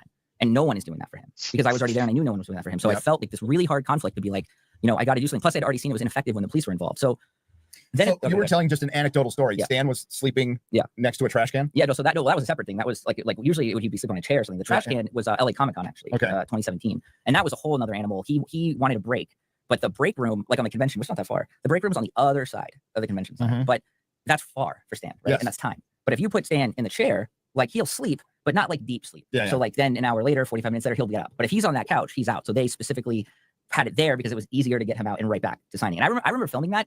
That is the most nervous part I have ever been filming, because if you've been to a convention, you see that there are curtains that are like, they're see-through, right? Like, and on the other side of this curtain is one of those like kind of top, like, oh my, in 2018, I did actually take, because people ask, well, why didn't you take this footage, just put it on the internet? Like, well, first of all, I'm not famous. I put it on the internet, 8 people see it. It's not really going to necessarily do anything, but I ended up out of desperation. I did do that. I spent 2 weeks. I edited a whole like 8-minute video showing a bunch of stuff happening to him. I chronicled like a whole day of how stressful it was for him. I put it on the internet. And this was 2018, while he's still alive. And I asked people to share it, like on YouTube and like links. It got no traction. It was up for 2 months. It had 2,000 views. No podcast would take it. People I asked to talk about it were like, I don't know, this is not my brand. Like, like I don't want to get sued if I say the wrong thing. Like, and just. So that's the video he was talking about. So maybe I misquoted him by saying, oh, to this day, it still has 2,000 views. It probably has more now. But in those 2 months, not getting much traction. I don't know if he left it up. I don't know if he took it down, but it goes to show, like, even if you were to just like post this on the internet somewhere, like no one's going to do anything with it. So we'll listen to a little bit more what he has to say. It literally just sat on, anyone could have accessed it. Like it was completely there, completely ignored. And so after like 2 months, I'm like, okay, like the police don't do anything. I can't get any traction on this. And so that was 2018. the beginning of 2018. And then I get real desperate at that point. And so I'm like, okay, none of this is going to work. I'm going to take this to the Los Angeles Times and I'm going to give them the hard drive, right? So I call the LA Times. Just give it to them. Yeah, just give it to them. I don't care at this point. I'm like, I just need it out there. So I take the hard drive and I call LA Times and I go, I have this. I tell them what's on it. And I'm like, you just keep it, do what you want with it. They get on the phone with me and they have no interest. They don't want it. They're too busy covering whatever is currently flavor of the month sort of thing. And they literally tell me we don't want it. So then I'm like, okay, so I call like some, the Hollywood sort of gossip places. I get no response. I call the trades. They don't want it. So now again, I'm just like, why is this so hard? Did you go to TMZ? I did. Yeah. And I was like, why is this so hard? You should have come to Film Threat. We would have covered it. I mean, I'm being serious. Yeah. So. Well, to be honest, I'm not in any way trying to offend Film Threat. I didn't know what that was at the time. Oh, it's all good, man. But also, we don't. That's a story that's kind of outside of our realm. Yeah. We're gossipy. Yeah. But who doesn't love Stan? Wildest dreams, I would meet him and get. So then, no, to even talk about it. That's how much people love Stan. Yeah. And so so sorry to just finish up. So then that's 2018. The police were at that point coming to his house pretty regularly just to like check on him. Like he had a really good nursing staff and he had a really good security staff. And we had sort of made it clear, like we told the police, like, we want you to come here like weekly and just look, just like open door policy. I just come as you want. So the police would come from time to time. Some really great detectives. The district attorney of Los Angeles would show up sometimes just to talk to Stan. And what I started doing then is like, okay, cool. Like I have the Beverly Hills Police Department and I have the district attorney of Los Angeles, like, or one of the assistant district attorneys, like at my access. So I made 2 thumb drives that had what you saw in the trailer is like 10% of what is out there. So I had 2 thumb drives with all this stuff organized and everything. Like, and I handed it to the district attorney. I handed it to the police. And I said, can you do something about this? Right. And after like 3 months of just asking every time, hey, are we doing anything about this? This is heartbreaking. Like this made me emotional when he was telling me when I was listening to this. But this next part that he goes into about what the DA and the law enforcement had to say just makes you go like, dude, how do you win? Like how does someone help like when something like this happens? But yeah. One of the detectives took me outside, and I'll never forget. He took me outside, he put his hand on my shoulder, and he said, you got to let this go. And he just said, it's going to take too long. It's too much. He said, she said, you got to let this go. Like, it's just not going to happen. And I remember when he said that to me, it like crushed me, like as a human. I went to my car and I cried like a baby for like 30 minutes in my car before I left, because it was just like, to be told that like, it's not going to happen in such an official way.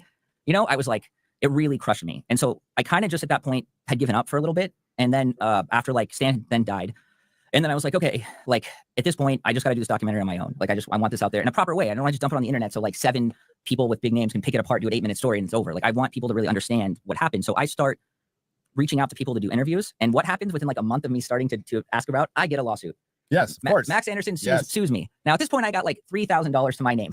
And Max Anderson sues me. And it says like, for all the footage, because we had some sort of deal and it's his plus $1 million. Like just crazy, right? And I'm just panicking. Like my whole world just crashes because he found out I was making this documentary. And obviously there could be a problem if that comes out. And so now again, the film is on pause because you have to adjudicate this before you can make it happen. So I had to find a lawyer. This Beverly Hills lawyer, actually, God bless him, one of my favorite humans. He took this case on. He's $700 an hour. He took this case on for free. Oh, shit. And he was like, we'll pay for he was going to bill me, but he's like, let me just get you through this, right?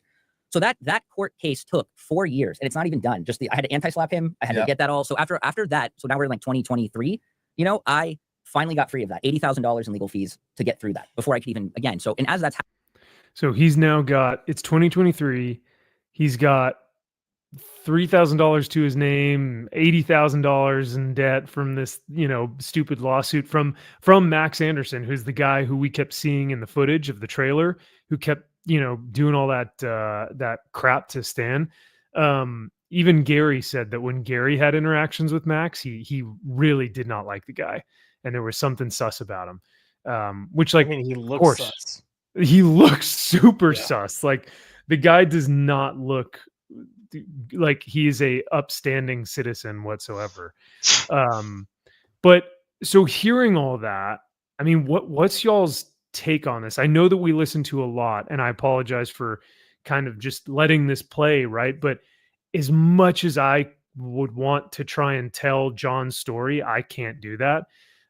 So when I hear, Moist Critical, when I hear Charlie, who has 2.5 million views on this video and 16.6 million subscribers on his channel, and everyone in the comments of his Kickstarter is like, you degenerate, piece of filth, go die. I'm just like, man, there's so much more to this than we'll ever know.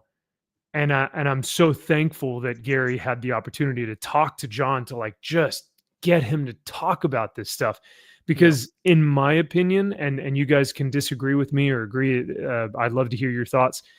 I really do think this just comes down to he's inexperienced, he's young, he didn't know what he's doing, and now he's in trouble because now he's going to have the court of public opinion completely against him, and it may be too late to turn back. But what are y'all thoughts about this?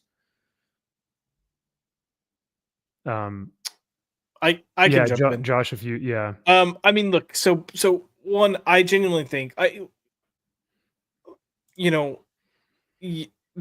think there could potentially always be ulterior motives, but I do think his main motive is that he wants this story to get out. Because I think his hope is like this needs to be told, one, so people know, but two, so people can try to be more aware of maybe how management is handling people if they are their actual handlers. But the bad thing is like this is unfortunately Hollywood, and this whole thing about the police saying, hey, this isn't going to go anywhere. I'm not shocked. There's so many stories and examples of shit like this that's out there. Even him saying like, he took it to the trades and the trades wouldn't do anything. Definitely not shocked by that. I'll kind of point to Zaxx. Zaxx had Cameron Pasha on a show a few weeks ago, and Cameron was you can always tell people that have actually worked in Hollywood based on how they discuss the industry. And Cameron went into a really good spiel talking about the trades and how the trades and studios work, and this kind of like, under the table type, almost like mob like relationship. And that's legitimately how it is. Like there's so much stuff in Hollywood that when you're living there, like if you're within the industry working, what's going on, you're fully aware, but you can't do shit about it. If you say anything, it's not going to go anywhere because they're all like, stroking each other's back, of like, we're going to help you out. Don't worry about it. Until at some point, one or the other needs leverage. And then they'll kind of turn on the other a little bit. And then they go right back to that same relationship. But no, I'm not surprised. I'm not shocked at all that this got shut down across the board, because at the end of the day, money talks, and these studios have money, and they had the studios and the people behind the studios, but then also even management, they have a lot to lose with something like this. Now, was Marvel and or Disney behind this specific scenario and what was going on? No, not necessarily. However, do I think that at some point they stepped in to go, we can't have this information getting out. Please don't run this, or we'll pay you not to run this, or we're going to do this and put it out there because guess what? If you hear, oh, there's a Stan Lee documentary, and you Google Stan Lee documentary, what are you going to find? The Disney one? The Disney one. Yeah. So they have their own ways of like cutting things off. Like it's just underhanded tactics, and it's shitty. But total. And think about even just within the people, they were able to silence the people within Stan's circle to say like, if I start questioning and I'm saying like, hey, should you guys really be doing that to Stan? He seems like he's tired. And then the next day that guy is fired. It's like, whoa, uh-oh. Like that's something's not right here, right? Like if you are being silenced by questioning things, like that ain't good, man. And Disney has done this multiple times, and may have tried to do that with Gina, right? With her whole case. Yeah. And I want to be very clear. I know we're saying Disney because this is Marvel and it involves Disney. This is every fucking studio. Yeah. It is every studio. Yeah. So it's just, I believe it. Rampant out there. And yeah, they're vultures. They are despicable, vile, scummy vultures that profit off of human capital. And it's really, really sad. But there was something Zaxx had said, does anyone have a decent source that they can point to about how Stan got in this situation? This is deplorable. That's a good question, Zaxx, and maybe there will be more about it in the documentary, but to my knowledge, I don't know of anything. I think just as he began to deteriorate, his mind, his body, he just kept getting taken advantage of. And because he's Stan Lee, he doesn't want to let people down. Yeah. And so in my mind, I just keep thinking Stan's just going to go, you know what? No, I got to push through this, right? He's a war veteran. He's the face of Marvel Comics. Like, he is Marvel Comics. He's going to be going out there and giving speeches. And well, not just not just Marvel Comics, Max. He was the ambassador for comics in general for decades. Yeah. He was the spokesman for comics. He was the guy trying to spread the word, the gospel of comics to everyone. Totally. The comic book's biggest cheerleader. That was him.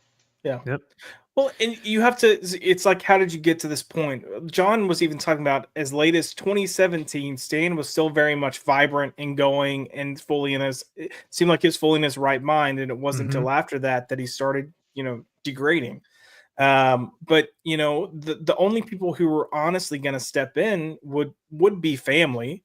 And she did in 2019. So, 2018, that's when she stepped in and his daughter fired Max and then 2 other people. Good. Rightfully so. Yeah. For abuse, for theft, for fraud. So she's going after them legally for all of these things. But it's like, she fired them in 2018, started the lawsuit in 2019, but you don't know if you're not there in the day-to-day and you're just checking in, because I don't know how close they were or weren't. I don't know how often she saw her dad, but once the wife passed away, and this is what John alluded to, it's like that's when they really started taking advantage. Instead of being like 2 things a day, it was 4 things a day. But if her contact with her dad is checking in and they feel like there's trust there, and if she's hearing from multiple people things are great, and her dad's saying, "Oh no, everything's great," you're gonna think everything's great. And if you see but let's think about how we even act as human beings. Sometimes when things are rough, it's like if we're seeing someone, we don't want them to know we're going through something rough. Yeah. So we put on that front, like, oh no, because it's like you don't want them to have that stress. But even at late 80s, early 90s, as a father, the last thing you want is your kid to think you're not doing well. Because you don't want your kid to stress. You don't want and that's just the mentality we carry. So how does this happen? It's super easy. And unfortunately, again, you're in this industry where people are shady as fuck, and all they care about is the dollar that's going to be in their pocket. And these people that are leading this charge of abusing him, that's what they cared about. They cared about the money they were making. And that's so well said. And I didn't even think about it, but you're so right. Because Stan is also this like upstanding, strong, masculine figure. He's a man. He's this war veteran, and like you said, the last thing he wants to do is tell his daughter, "I need help." You know what I mean? And it's just not very. It's not really all that socially acceptable in our society for men to just like reach out and be like, "I need help. Like I'm not okay." Right. And so I'm sure for Stan, it was even more so because he's got to have this persona. And then as you alluded to as well, once he started getting worse, once he started, his mind started deteriorating more, he didn't remember that he was being mistreated. Yeah. And that's the really malicious part of these guys taking advantage of him because they know that he's going to forget that they just left him by a dumpster for an hour. You know what I mean? And that's the sickening, like the real sick part of this. But yeah, he wouldn't even remember. And then when he tells the cops or the FBI or the DA, he goes, "Yeah, I'm fine. I'm loving life." Right. Because he doesn't know any better. But it really was, I think the nail in the coffin was his wife dying, because I'm sure she was such a huge support to him, and to have someone in the house with him was huge. And so I think that was a big moment where you like saw the turn pretty drastically there. But well, and also context too, like you have to look at that time period when you're looking at 2017, 2018, 2019. Marvel was at the biggest heights that it had ever been in. Like he's watching his creations, which I know we shit on the MCU now, but this is going into Infinity War Endgame time period. He's watching his creations get the biggest public response and biggest public fanfare that he's ever seen happen. So, in some ways, I'm sure he was high on life. There's all these things that he probably hoped would happen one day. and they you know, like you go through a point of like, you got these comics and you got these characters and they're popular, to movies are being made and they're, you know, received mid and do all right at the box office, to, you know, you're having film after film after film after film top the box office, like, and then you're, you know, you're the star, like people are looking at you as the star. Look at these great comics, look at these great films, like, you know. So I'm sure in a lot of ways, yeah, he was high on life. And then once you get that cognitive failure in there, you just, like, if you've been around people that can't process, you know, like I had a customer that I was dealing with, and I work in the financial industry, that reached a point where she came in, and when we were discussing things going on with her, not her, just her financial situation.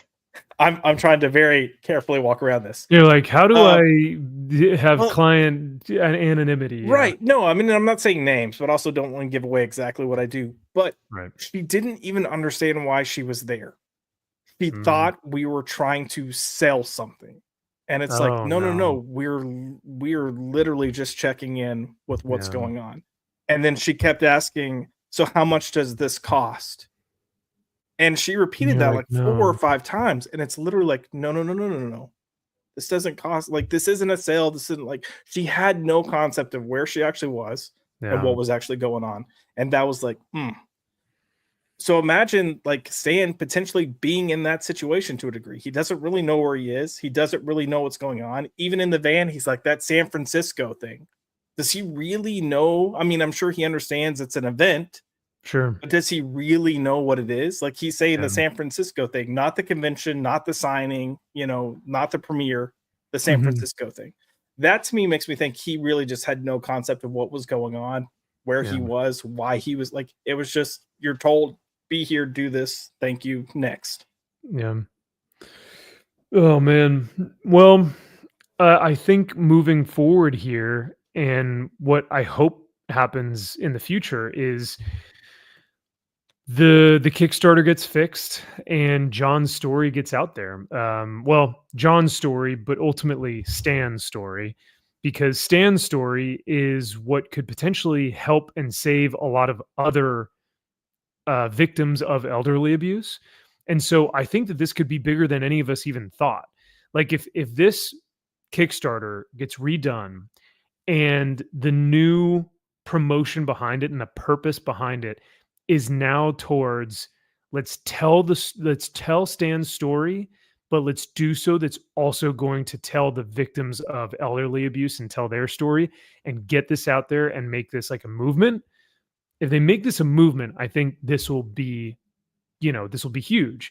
But it's also going to depend on if the voices that we've seen, like all the managers and Disney and things like that,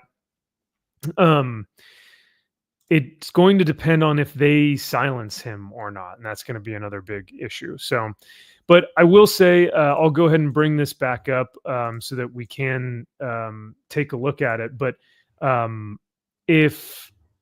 let's see, if you guys do want to go back this or support this,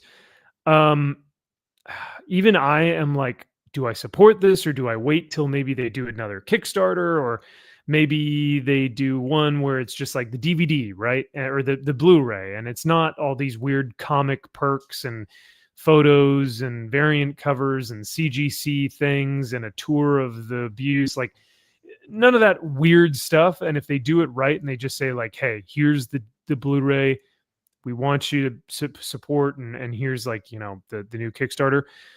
I don't know what's going to happen from here and what the next steps are in terms of how we support. But if you want to give to John, I think all of this money will go to him, and the money that he had lost while creating this, and also while trying to help Stan in some way. So the scary part is, though, I think Josh, you had said this a little while ago, and this is what scares me. You never know someone's true intentions. Yeah. And I trust, like, I know that we watched this video as well, like if you guys watch this 13-minute video, Charlie brings up good points, and Charlie talks about how he's perceived, how John is perceived, and like how like kind of scummy all this seems. And I'm like, yeah, I can't disagree with him, right? But I still have hope that John is trying to do the right thing here, and I really hope that that pulls through and that he's not trying to just get money from this, right? So yeah, I mean, I don't. Yeah, it doesn't feel. Which again, sometimes the best con artists are the ones that Yeah. do not feel a certain way. Yeah. It doesn't feel like he's trying to like make bank, right? Right. Right. So if he's honest, and this goes back to what you are mentioning, like maybe donate extras or proceeds or whatever. If he could just cover costs, and then if he announced he's doing something else with the money, I think it would make people feel better. As far as all the perks, part of me feels like he was just looking for anything that might get people's interest to support it, other than just the project itself. Because even the artwork stuff, it's commissioned, so it's going to be an artist doing work at the request of whoever purchases it. So it almost sounds like he partnered with these artists to say, "Hey, would you help contribute something to help this campaign?" And they're probably like, "Yeah, I can do commissions." Right. Yeah. Like it seems like there is a sense of there's just so much desperation, whether it's financial or just to get the story out. I would understand both. Yeah. I mean, I'm not going to fault a guy for hoping to make back what he's lost or spent doing a project. Like that's just common sense, and we shouldn't fault someone for that. Right. Now, if he were like, "Oh, if I do this Stan Lee documentary, I'm gonna make fucking bank," Yeah, right. Like if he's like that when no one's looking, then yeah, you're just as bad as Max. Not you, Yeah, Max. totally. Yeah, Yeah, you're just the as Max- bad as this prick right up here with this little fucking Well, statues. No. Technically, I'm exploiting the chat because you guys are watching my live stream while we're talking about the Kickstarter. So no, I mean, this is honestly more so just because I was like, my mind was blown, and I was like fascinated by this concept of the fact that the court of public opinion now sees John as like public enemy number one. And it was all because of one video from a Twitch streamer. You know what I mean? For him to just be like, yeah, this guy sucks. He's a total, he's exploiting Stan again. And now his Kickstarter isn't. I mean, well, it's doing well. I mean, $63,000. That's a lot of money, right? Yeah, but still not even backers. a third of the way there. I mean, here's the thing, like, which I don't know if Gary would ever ask this, but Gary could have asked his followers, like, hey, if you guys give $1, if all of my subscribers were to do it, they're going to do more than what he needs. Right. So maybe, but I don't, did John say anything about potentially doing a different campaign because he felt like maybe he didn't set this one up properly? Like, he and Chris talked about it. I don't think, I don't know if it was maybe towards the end here, but what I remember listening to, and it was somewhere towards, towards here where they start talking about Kick Track, and they start looking at like, okay, where's he at now? Where's he trending? And Chris was basically walking him through and saying like, for Attack of the Dock, which was the documentary that Chris did. Chris was saying like, for mine, this is what I had to do, or this is what I had to learn, or this is the money I lost, or this is what I'd recommend for your tiers, or like Chris was giving him a lesson in kick. Like I was actually really impressed with Chris and how he was able to articulate the professionalism that comes with creating one of these things. It's not easy. And I think that's what I found so fascinating is like, I just think John just did this wrong. Like, and it's, I think it's just that simple. Like, I don't think that John is being malicious or that he's dumb. I just think that he didn't know really necessarily what he got himself into. And it's as simple as that. And I don't, like I said, I don't think he's dumb. I just think there were things that he may not have known about, or things that he could have maybe done better, and may have helped with the process. But in terms of your question though, Josh, of what's next and will he create a new Kickstarter? I don't know. I think he will get with Chris though.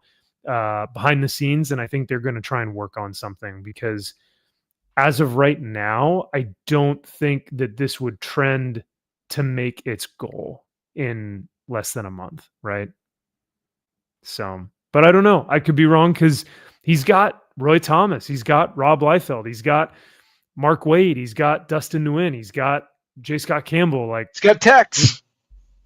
He's got Tex, right? He's got Bill Sienkiewicz, like, but how far will that get you when the purpose of what we're trying to do here isn't there, right?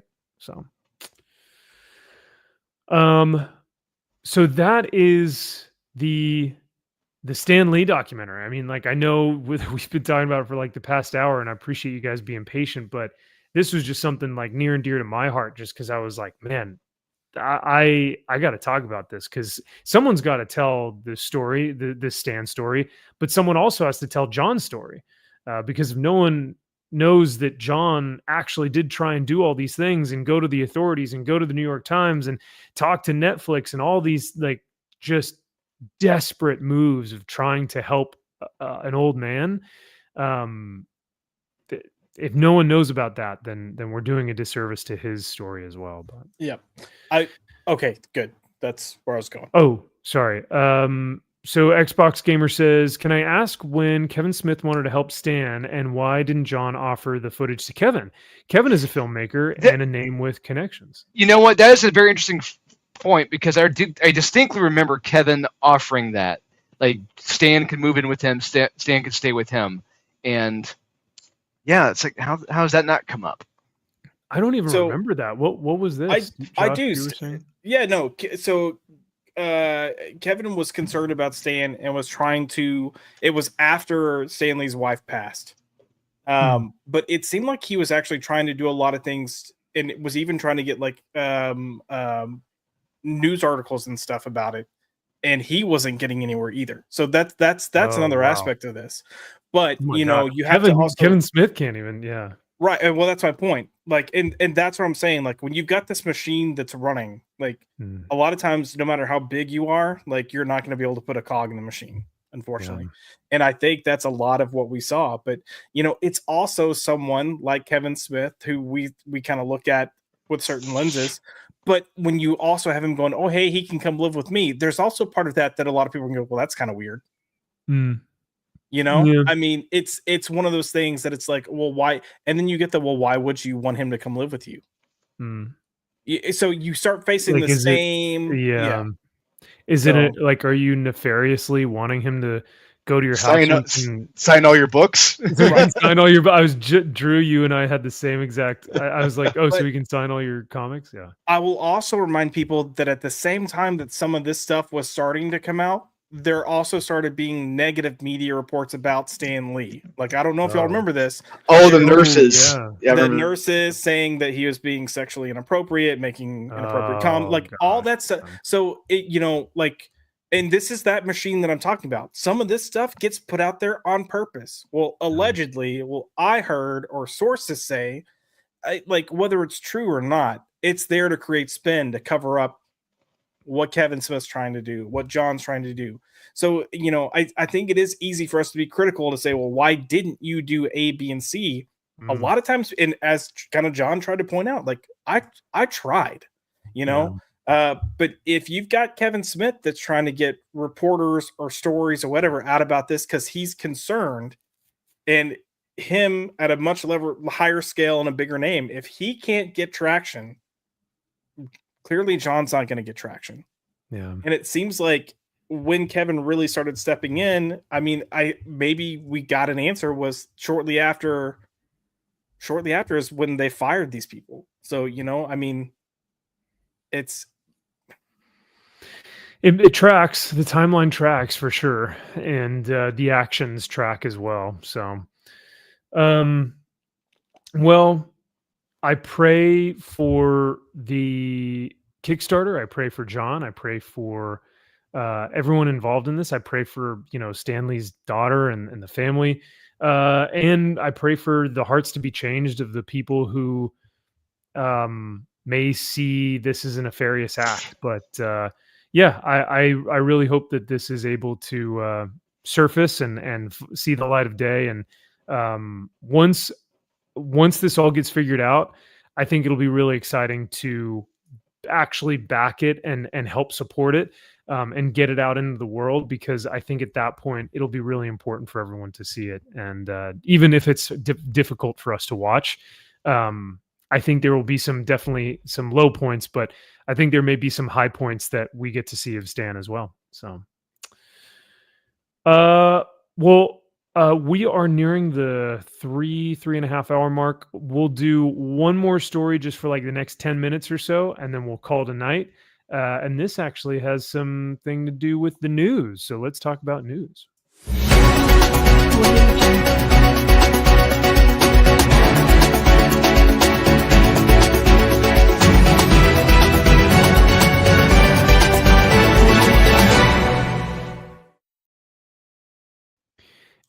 In today's news, Josh is ready to report, but actually this comes from Drewski, Heavy D. So Drew, you sent me, you sent all of us in our group chat. Heavy D is accurate. Heavy D. Oh yeah. Speaking of heavy D's. Speaking of heavy D. Wolverine's got the heaviest of D's. So in our group chat this morning, I get like 3 or 4 different GIFs of like Ron Swanson like throwing hammering a cell phone, someone throwing a table, someone like tossing their computer out, the GIF from Office Space where they're all like smashing the computer. Why were you so angry this morning, Drew? And I mean, rightfully so, you have every right to be, but what was it that truly got you to get to that point? Well, so we got the monumental Wolverine 400th issue, which is okay, cool, awesome, but we're told there's going to be a shocking reveal, a bold twist in the history of Logan. It's going to be this is true. This is going to happen. It's been leaked. It's verified. It's going to be revealed that Logan, our Wolverine, the real Wolverine, was born with and has dual reproductive organs. That is correct. Are you sure? Oh, sorry. Go ahead. I was just going to say he has a PP and a vajayjay. But there are 2 eggplants, though, Drew. I think it's 2 PPs. I think they're. Well, I don't think they have one for a vajayjay, unfortunately. Unless they have found a peach. I don't know. No, but no, okay. They got to do a taco. Taco? Right? Okay. The taco emoji, right? Yeah. So yeah, this is odd. Like Marvel has, like, I don't know how else to describe it. Marvel has this weird fetish of just like sexualizing all their characters. Now I know other comic fans would be like, well, Max, they sexualized Rogue in the Savage Lands, and your 90s, the male gaze, blah, blah, blah. And like J. Scott Campbell draws women without ribs. And it's like, okay, we're not talking about objectively beautiful women or objectively handsome men. We're talking about someone's sexuality. Well, yeah, we're talking about sexuality and gender identity. Well, I don't know if we want to say this is gender identity, but I mean, I guess you could roll it under that, right? But this is just like, it's so embarrassingly stupid. Like, Marvel, what do? You really have nothing better to do with your time than to talk about this weird fallacy, and I say fallacy, pun intended. But yeah, so I'll read a little bit of this article, but I understand your anger, Drew, because it's like, this is Wolverine's 400th issue, and this is what you plan on like talking about? And not just that, this completely... Yeah, exactly, Jack Frost. This completely, fundamentally alters the character.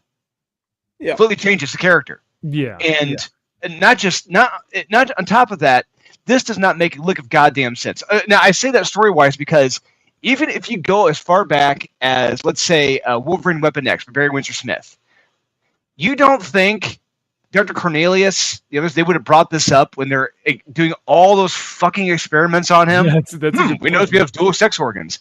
No, this is just some pervert's fantasy because he's got nothing left to fucking tell. So I am blaming Saladin Ahmed and whoever his fucking editor is because they are fucking lazy and they got nothing else to do.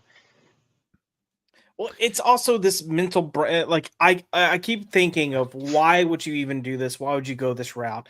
And I think it's this brain rot that we've been seeing this whole like because I do think this falls back in that pro-trans conversation where when you have people trying to justify this idea of trans people, right? Being biological men or biological women. And a lot of times the people would their argument would be well, like, oh, well, have you not heard of hermaphrodites or oh, have you not heard of intersex? As if that is a validation for every one of them.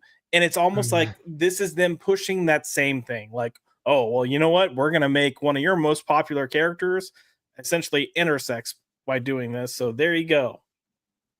Hey. Now, isn't that like 0.000000000001 of the population?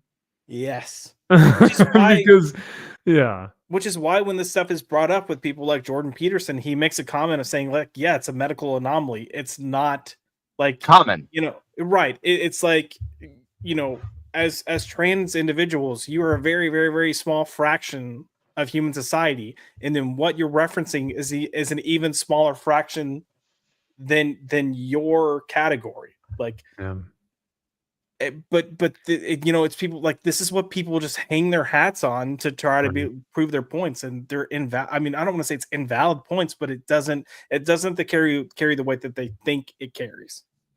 Right, and I think people who do struggle with that, you know, defect, or I don't want to call it a defect, but it's a physical defect, right? Or a physical, what's the right word?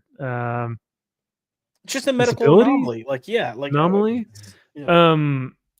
Those who struggle with something like that, of course, are going to have some sort of mental state that is going to be difficult to deal with. And I think there's a level of like compassion and understanding that we come with that, right? Or that comes with that and that we can show. But at the same time, I think that, like you said, Josh, when that is like, when that is being said is like, oh, well, that's everyone, or that's like a blanket statement of just like, oh, this is what we're going to do for it all. That's what it is for everyone. It's like, no, that's not. We can't just do that for the vast majority of the people who are feeling this way, because I don't know, it doesn't seem genuine or authentic. I did want to read some of these comments though. Yeah, Jack Frost, my thoughts exactly. The good thing is that we're not really necessarily supporting Marvel. We're reporting on it, but gosh, I don't remember the last time I like bought a Wolverine book other than back issues. But yeah. Rye Guy KC says, I am so mad right now, and you're rightfully so, like I said. Yep. Joe Dog says Marvel can go suck a dick or two dicks if you're Wolverine. So, or if you're someone who's with Wolverine, I guess. So I don't know. Zaxx says, so they shouldn't need to clone him. He can get himself pregnant. That's the next story, Zaxx. Bro, my god. That's issue 500. When we get to that, Wolverine's having a baby. Like, yeah, I mean, this is as depraved and bewildering as what's Destiny giving birth from her ass. Just remember that this is just depraved, ludicrous. Yeah, ludicrous, depraved perverts doing this shit.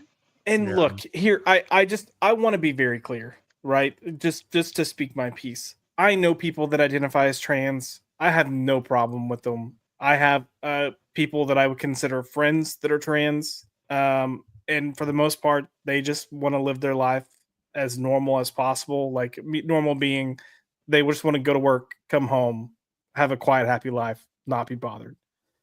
I think those people are different than some of these people pushing these social agendas. Like I think there is a distinct difference, and I don't know. For me, this is too much. This is too far. I had even forgotten about the freaking Destiny thing because I tried so hard to forget about it. But I genuinely feel like this is it's just this attack against masculinity because masculinity is bad, and I think that's the ultimate agenda here. I think if they keep this and they run with this like they could, I think within a year to a few years, you're going to see Wolverine being more androgynous because he's got a female sex organ, so we can play that with that now. Like, I think you're going to see shit like that happen. And I think that's, I mean, it's just. How can you defend? How can they defend it? I do not understand. How can they fucking defend this choice? Well, and actually, it's like, why are the leaders letting this happen? Like, that's, I mean, you've got people at the top that they're either asleep at the wheel or they're supporting this, but both of them are terrible crimes. Yeah, no, they don't care. If anything, they love it because it just makes them laugh. They're owning the chuds, guys. Yeah. But I will push back because I do think that this is not talking about male and female reproductive organs. I think that they are talking about, as this article says, references from Punisher to cover art fuel the wild dual dick theory. So I think that they are speculating that it's a dual dick and not a dick and a. That's why I think that this is actually hyper masculine. If I have two dicks, bro, like, right? No? All right. Well, but they say his hidden dual reproductive. Oh, meaning maybe he's gonna have a little hoo-ha. Well, I mean, let's see. He's got to have a uterus if it's going to be reproductive, right? Right? Yeah. Let's see. Let's read a little bit into this and see, because I've really only read the article summary and the headline. So let's see. Greetings, human readers. Already hate it. No, I'm kidding. Your soon-to-be robotic overlord is back with another story to keep you distracted while Loltron executes its plan for world domination, which are going very well. Thank you for asking. And what a story it is! One that would surely bring fucking hilarious. Isn't that goddamn hilarious, Max? This is just the funniest thing I've ever read, Drew. Don't you like Loltron? Get it? That's hilarious. Positively vibrating with electromagnetic excitement over the latest news from Marvel Comics. The House of Ideas. Oh, they're the House of Ideas, all right. At this point, yeah. Has just announced that April's upcoming Wolverine number 8, Legacy number 400, will feature the most shocking reveal in all of 400 issues of Wolverine. Oh, my God. Oh, my God. Loltron's advanced predictive algorithms can only compute one logical conclusion. Marvel is finally going to canonize what we've all known for years. The well-known and statistically proven theory. Oh, okay. Statistically proven. Of Wolverine two-dick trutherism. Well, there it is, folks. It is, in fact, two dicks. Or, in other words, that Wolverine possesses two human phalluses. Phallusi. One for carnal activities and one for romantic endeavors. Oh my god. What the fuck does that even mean? I've got one dick to take you to Pound Town and one dick to take you nice and sweetly. Like, I mean, think about the possibilities, boys. I mean, my god. By the way, this cover sucks. Yeah. This is garbage if this is what they want for issue 400. That's your 400th issue cover. Yeah. Are they looking? Is he looking at a picture of his two wang-a-lang dangs? No, he just got done reading the script for the issue. That's what it is. Good one. That's a good one. I like it. Let us examine the evidence with cold, calculating logic only. Loltron's superior official intelligence is capable of. So I think that this feels tongue-in-cheek, right? But I mean, this is just abysmally written. A massive issue you cannot afford to miss. Wolverine fizzes off the adamantine. The Wendigo is pulled into a deadly trap as a specter from Wolverine's past emerges, and the Wolverine story you never thought you'd see begins here. plus a special celebratory bonus story by Daniel Warren Johnson. The solicitation promises the Wolverine story you never thought you'd see begins here. What Wolverine story have fans been theorizing about but never thought would be officially confirmed? The dual phallus theory. Of course, for a character with nearly 50 years of published history, what could possibly be more shocking than the revelation of Logan's unique anatomical configuration? Talk about, so is all of this just theory? Is that all this is? Like, it's not even... I think Loltron is... quote unquote Loltron. I hate calling it that, but I think that's what this thing is. It's Jude Terror. Just say it's Jude Terror. It's that dipshit. But so has anyone actually confirmed? Yes, this is in the issue, or is it just this person theorizing? I think it's just here's the thing. I mean, look, Bleeding Cool, Jude Terror, they get these preview editions. They get these books months, weeks ahead of time. So I would not doubt if there is some truth to this. I mean, I get it. So we would always get our issues for the entire month, like going into that month. So usually like a week to 2 weeks before that month start, we got that entire month's issues as preview copies. So I get it, but I mean, unless they say somewhere in the article that they can back it up that yes, in fact, this is touched on. So far, it's just this. I'm sorry, but with a name like Loltron, and when you're writing shit like this, I'm gonna call you retarded. He does this. He does that with almost every fucking review. And at the end of the day, you know what Bleeding Cool cares about? Fucking clicks. That's all they actually care about. And is this gonna get clicks? You better believe it. And then depending on how it's, and this is why I'm asking, does it ever have them confirm, yes, this is touched on? Because if it's not, Bleeding Cool can go like, well, hey, we never said it did. We're just reporting this person theorized this. That was Loltron. That wasn't us. Yeah, right. Yeah, they can spew this like garbage and just write it off and be like, oh no, it's Loltron. It wasn't us. So I retract my anger until we find out it is fact. If it's fact, my anger is coming back even stronger. Oh, okay. I don't think it will come back though, Josh. I think this is. I will come back like a single-dicked Wolverine and not the sweet central one. I'm coming I'm taking you to Pound Town. Pound Town dick, yeah. Taking you to Pound Town. Okay. Jacob says 2 chicks, same time. Office Space. I love when he goes, no, man. Shit, no, man. You get your ass kicked for saying something like that. But imagine having 2. I like what Kaiser says. I only need 1 for both. For romance and for Pound Town. So, as if that weren't enough, consider the wording a massive issue you cannot afford to miss.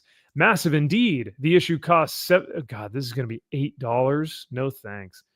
Making it approximately twice the price of a standard comic. Coincidence? Loltron thinks not. The solicitation also mentions key appearances in plural form. 2 key appearances, perhaps. The evidence is clear. Inferior carbon-based life forms. Yeah. It's not like we're going to see Wolverine's dicks ×2. Like, they're not going to show that. Yeah. Unless they do, like, Batwing, you know, they won't. in Batman Damned. If they bring back Marvel Knights, maybe. But in their standard line, no.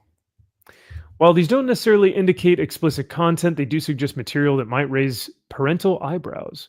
What could be more eyebrow-raising than confirmation of Wolverine's distinctive biological mutation? For those inferior humans who may have faulty memory banks, allow Loltron to initiate a data transfer on the substantial evidence supporting the Wolverine 2-dick theory. This theory, once championed by the late Jude Terror, but now elevated to the analytic height by Loltron, has experienced supporting evidence. Okay. Oh, so they're going to say that when Punisher blew off his bits, he says they'll grow back. That's referring to his balls, you dumb fucks. Jesus fucking Christ. How retarded has our society become? Like, how, like, monkey level, dumbass, like, pits of humanity have we become that we read something like this and our first thought is not, oh, males have 2 fucking testicles. That's what they're referring to, but go, oh, but that 2 dicks. Like, what the fuck, man? It's absolute brain rot, bro. Yeah. This is degenerate levels Losing my shit of over brain rot. Yeah. Well, yeah, because you've got 2 balls, but you also got a wiener. So there are multiple things going on down there, which is why men can't really cross their legs all that well. Franken beans, man. My Franken beans. Yeah. Franken beans. So name that movie. Yeah, no.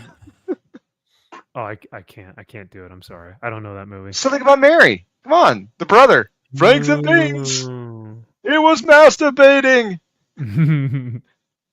But yeah, so this guy says the scene from Punisher number 17 represents the oldest known reference to the fact that Wolverine. Oh, so this is the origin of it. Oldest known reference from 2002. That's not that old though. Like, but again, they're saying it's the origin of him having 2 dicks, and I like the fact that that's going to be what you gather from this, and not that it's testicles and a penis. Like, it's so dumb. It's like, so dumb. I feel like this person, this Loltron, the person writing this article, I feel like they're one of those people that dresses up and acts like a cat and like licks random shit, and then never leaves their parents' basement. Like that, I'm convinced that's who this person is writing this article now. Yeah. They were trying to say that go back up.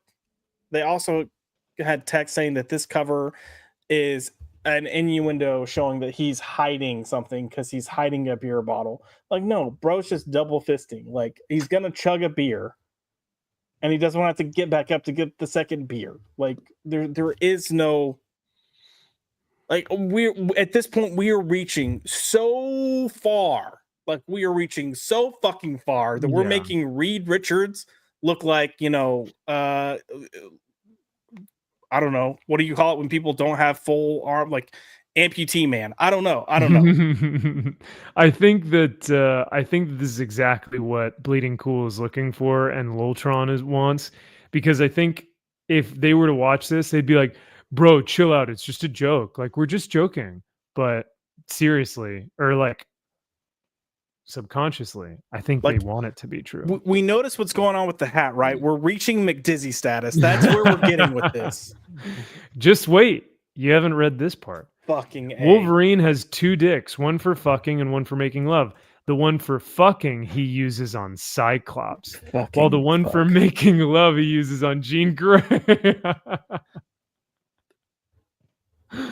I hate the comic book industry. I now don't like it anymore. Sorry, guys. Makes sense to me. I'm convinced. Hey, Kyle's on board. We finally hear from Kyle, and he likes the Wolverine 2 dick theory. Yeah, it makes sense. I'm not seeing any fallacies here. I'm seeing no phallic objects. No, foul. Yeah. What? Feast your ocular sensors on the evidence. As a result of this arrangement, Emma Frost, who used to peg Scott with a purple dildo, finds herself blocked by an icy wall of emotional separation because Cyclops only has eyes for Jean and Wolverine and only has... oh my God, I can't read this last thing. Only has tongue for Wolverine's butthole. Fuck this person. Fuck Bleeding Cool for putting this out there. Dude, this is now levels of just like degenerate, weird fetish porn stuff that you post on like Reddit on your like weird Rule 43 or whatever that Rule 34. Like, just what's wrong with you? Like, I just want to ask like these people a question like, why don't you write good stories? Like, why don't you try and like actually write heroes? Oh, you're physically incapable because you're so concerned with genitalia and like porn and sex that like that's the only thing that rolls around in your empty head. It's like, God, it's the only card they got left. It's the This is absolute I was cancer. trying to read. I'm trying to make sense of this sentence. Even Laugh Out Loudtron has devoted its impressive processing capabilities to investigating this theory, recently creating a post. Weird energy terror has occurred about the which was done. Okay. I don't really understand what their point is because the Rock thing was pretty obvious. At WrestleMania last year, he did something and then held up 3. And then just recently, he did something and held up 2. As if, like, we're in step 3, now we're in step 2, now we're in step 1. Like, it was very clear he was signaling, like, oh, this is part of a 3-part story that we're doing. But even children would have picked up on that. Like, I don't know. Children. Well, see, were those children autistic or retarded in any way? Because you know what? Maybe not. Maybe not. Oh man, see, I don't do wrestling, so I don't follow that. But I mean, it sounds fairly straightforward. So, and it sounds entertaining, when you're like, for the 2 things, like the 3, it's like, okay, you don't know why he's holding up a 3, and then when you come to this year, you're roughly a year later, and then they're making a big moment where John Cena is doing a heel turn, but the Rock's the one telling him. So when he does like cut the throat, like kill him type thing. So the Rock does that and then does 2, like signaling. It's just like clearly a signal, like, hey, right. You saw step 1, here's step 2. Now we're gonna, because all of this has been involving Cody Rhodes. So, or as Star-Lord said in Guardians of the Galaxy, when he's like, and then you can, and the guy's like, put his finger through his throat, and he's like, no, you kill him. Back when the movies were good. What's happening, Brian? Hope you're doing well, man. From Beyond Wednesdays, hanging out, and hope you're enjoying your weekend, brother. Yeah, totally disconnected, completely disassociated with anything that Marvel was, is, or ever could be. They are just completely on a different planet. So clearly, well, they're a robot or something, right? According to the writings here. Oh, Loltron, yeah, he's an AI something. See, so it makes sense. Good writing. Kyle, are you backing this up? You want this to come to fruition? Please. It'll be the most exciting thing that's happened in Marvel. I mean, I don't mean exciting in a good way, but no, it's better than when to go and when to stay. When to stay. Oh my god, I can't believe you pointed that out. So even Rob Liefeld, I guess, tweeted about this and said someone in the comic store said Wolverine has 2 penises now. Is that true? This was back in 2020. This was 5 years ago. Poor Rob. Someone's trolling Rob, and they're like, "Hey, guess what?" And he's like, "What the fuck?" Yeah, love it. I mean, now, do you think this would get headlines as much as gay Superman? What do you mean? Like, if Wolverine is seen to have 2 dicks, would it get put on the Fox News as gay Superman? Oh, it would definitely make Fox News, but is it going to get CNN and everything else with them praising it? Probably not. No. Like, there's just something that's more palatable and marketable about, gay Superman, that gives both sides something to run with. But, I think this would be so narrow of a scope that people would be like, why the fuck are you doing? Like, even people that are left but not psychotically crazy left would be like, why the fuck does he have 2 dicks? So you're telling me that he goes to Pound Town on his, like, on the leader of the X-Men's butthole, and then he saves his other wiener for the leader's girlfriend? I was part of the white guys for Kamala. Oh, okay. Wolverine with 2 dicks sounds like toxic masculinity to the extreme. It actually is. It's the most masculine thing you can possibly think of, and it's actually Kamala. So get it right, please. So, vertical or horizontal? Like, how does that work? See, that's because if they're vertical, that's the optimal position. I would think. If they're next to each other, you can't do nothing with that, man. What if they're curved?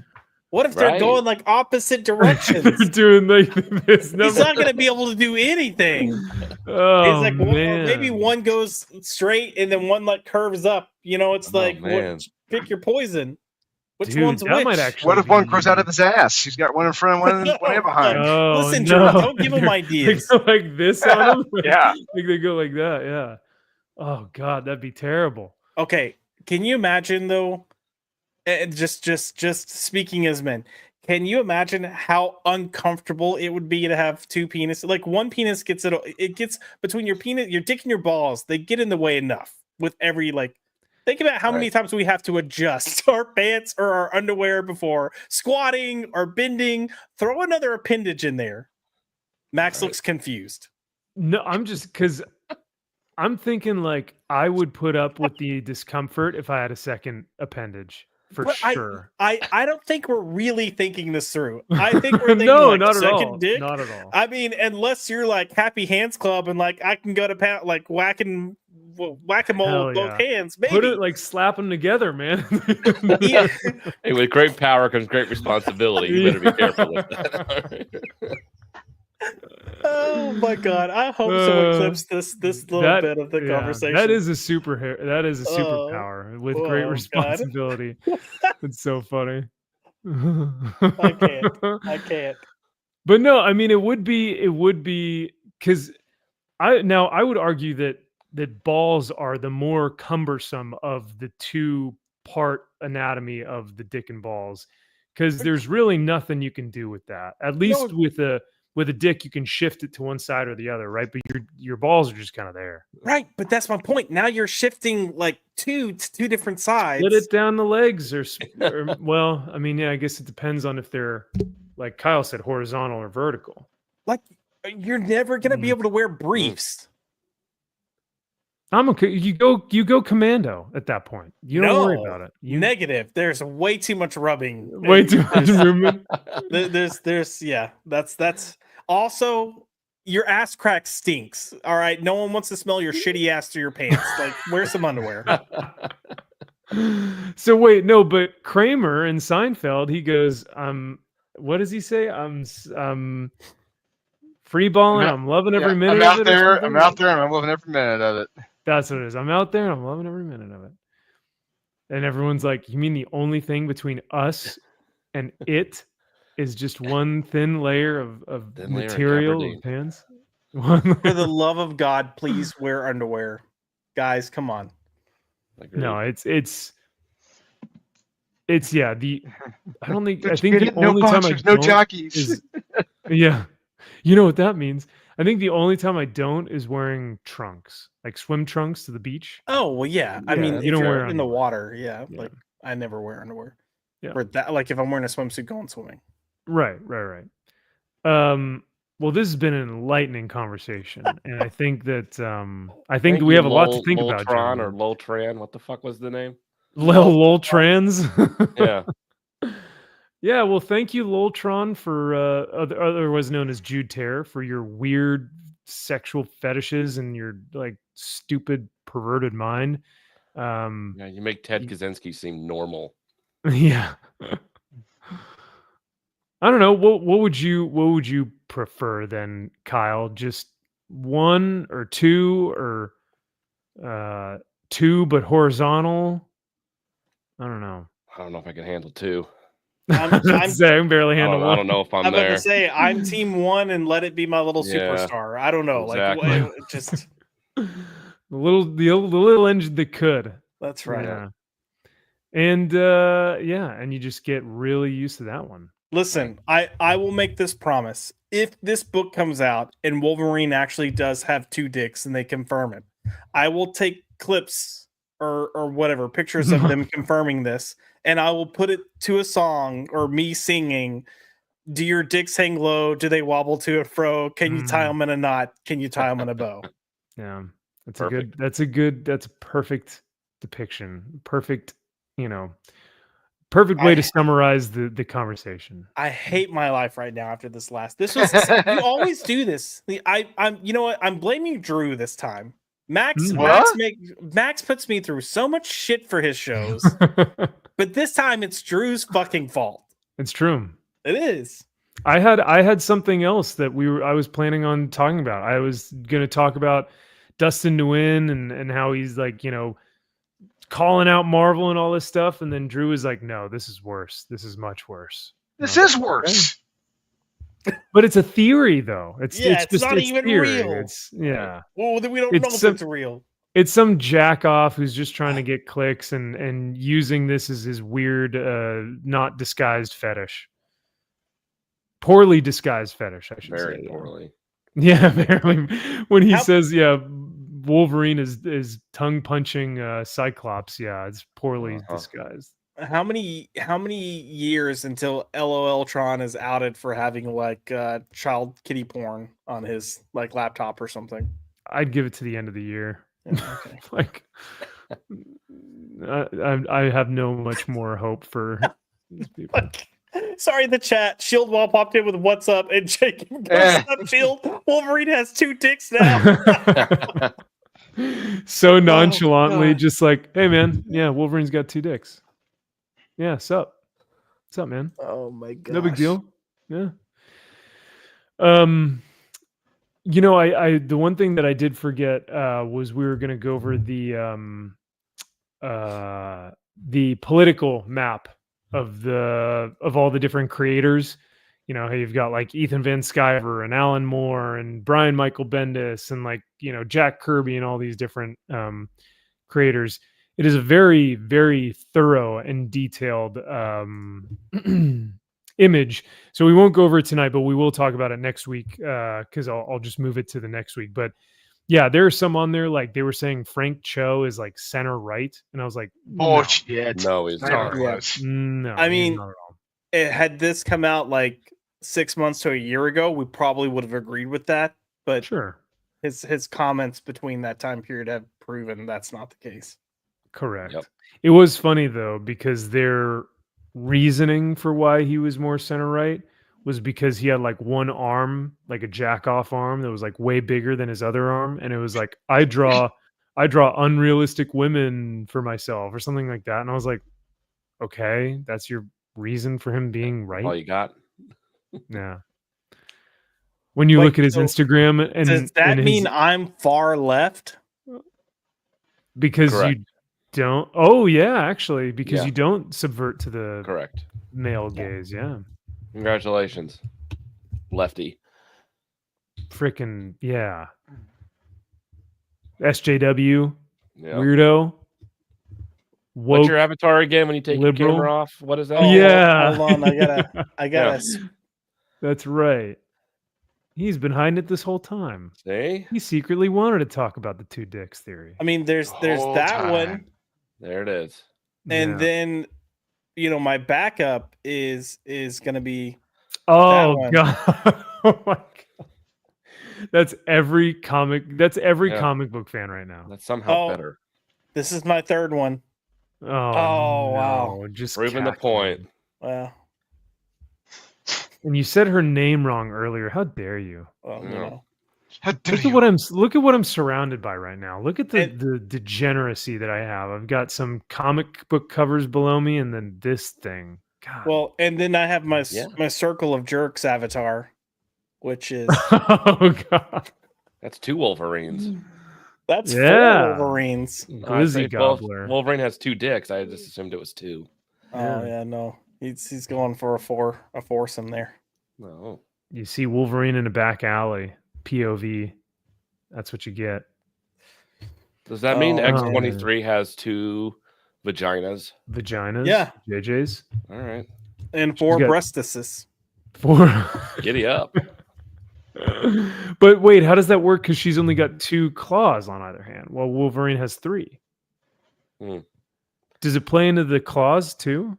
Does it? I don't think claws matter. It's not mathing. That's not mathing. But she has the feet claws too, so hers is just. Oh, right. That's right. Okay, so so then she would have 2 of whatever appendage she would have, which would, I guess, be tacos. Taco. Burrito.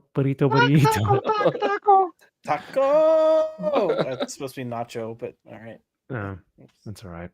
But yeah, no, we'll save the creator political spectrum, this, whatever that was. We'll save that for later because speaking of Reddit and poorly disguised fetishes, that's what this is. So we'll go over this oh my God. next week. Ethan Van Sciver, Chuck Dixon on the authoritarian right with Frank Miller. Joe Quesada on the right. Yeah, it's like, no, he's not. Yeah. Dan Didio on the right. Stan Lee is like a black man? I guess so. He's Frederick gray Wortham because on the he's right. old. Yeah, he's a little ashy. Yeah. Oh, damn, he's ashy. He needs that lotion. Yeah. But this is what they said about Frank Cho. They said not even a predator or anything, just so damn horny. Main goal in life is pissing off that one Spider-Gwen artist. And then he's got like this massive arm. And then the other one is just small. Yeah, but clearly they've never seen his post on Instagram. New of him drawing like Captain America and being like, remember, kids, Captain America fights Nazis. Vote Kamala. And you're like, okay. Wait, yeah. what? You're right. All right. Yeah. I mean, one of those statements was right. Yep. Why what, Jack Kirby's to the left? Yeah, look at where Jack Kirby is, which is like the totally wrong place to put him. But left of Kelly Sue DeConnick. All right. He says, why is Winnie the Pooh there, and is it actually supposed to be Perch? Ooh. No, because Perch is not. Or the chairman, or like the chairman of China, the whatever the hell his name is. Oh yeah, maybe the dictator. Yeah. Yeah, I don't know why. Excuse me, sorry. I don't know why Winnie the Pooh's here. The only reason why Jack Kirby is to the left, which he would not be, he would be center right, far right, is the quote that they attributed to him that says, "The only real politics I know was that if a guy liked Hitler, I'd beat the stuffing out of him, and that would be it." So they're saying he hates Trump. It's like, is so that what they're saying? Yeah, so, is that their bullshit logic? Yeah, I mean, he looks like that Paulie tracks. from The Sopranos. Yeah, he's doing this number. He's doing the Italian point. Got his labor heavily exploited by both Marvel and DC, despite creating their best characters. Okay, so does that makes him left? Yeah, it's so ridiculous, but oh well.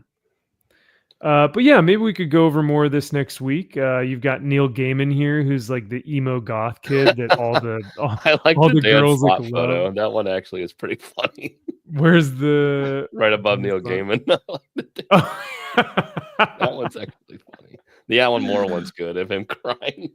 Well, I even like Grant Morrison being like an alien celestial being. Yeah, that one's pretty funny too. That makes sense. Claims to be a chaos magician. Alan Moore is also a wizard.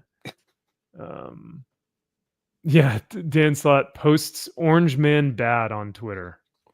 Yeah, he does actually. Yeah. Gail Simone, Kelly Sue DeConnick.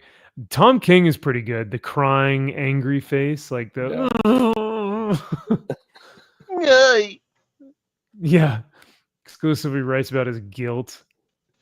Every issue contains the same 20 words of dialogue.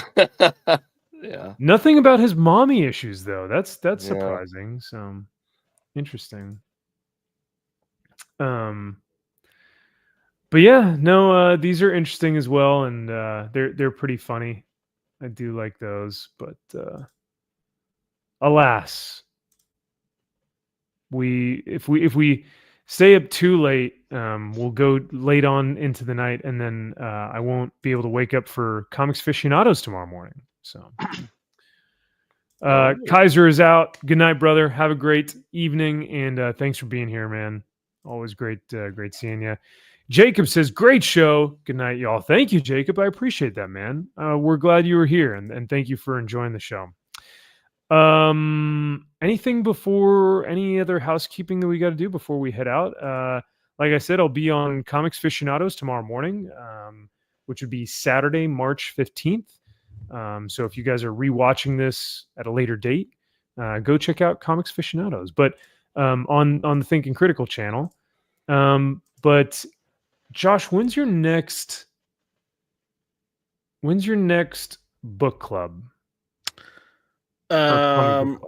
Not this Tuesday, but the next Tuesday, I believe. Okay. And do we know what book that's going to be yet? Not yet. I'm gonna talk to y'all about that separately. Ooh, Wolverine okay. 400. Oh yeah. Oh no. Maybe we should do a Wolverine book. Maybe we should do Weapon X.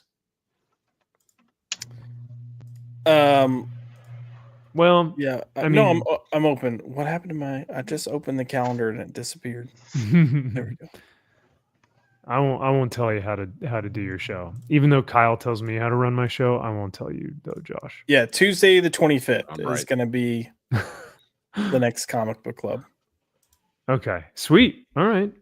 And then Kyle and Drew, you guys got anything going on? Kyle, you've got the convention all weekend, no? Yes, I will be at Indiana Comic Con all weekend. Good on you, brother. That's tough. Yes. Yes.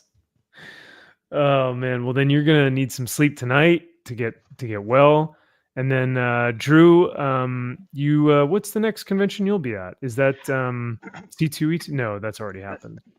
No, C2E2 is coming up, but I won't be there. I'm taking it easy. It's like a day job and projects I'm working on. I'm getting stuff ready for Murat this summer. We've got a big thing happening in Vegas in June, so I'm getting things ready for that.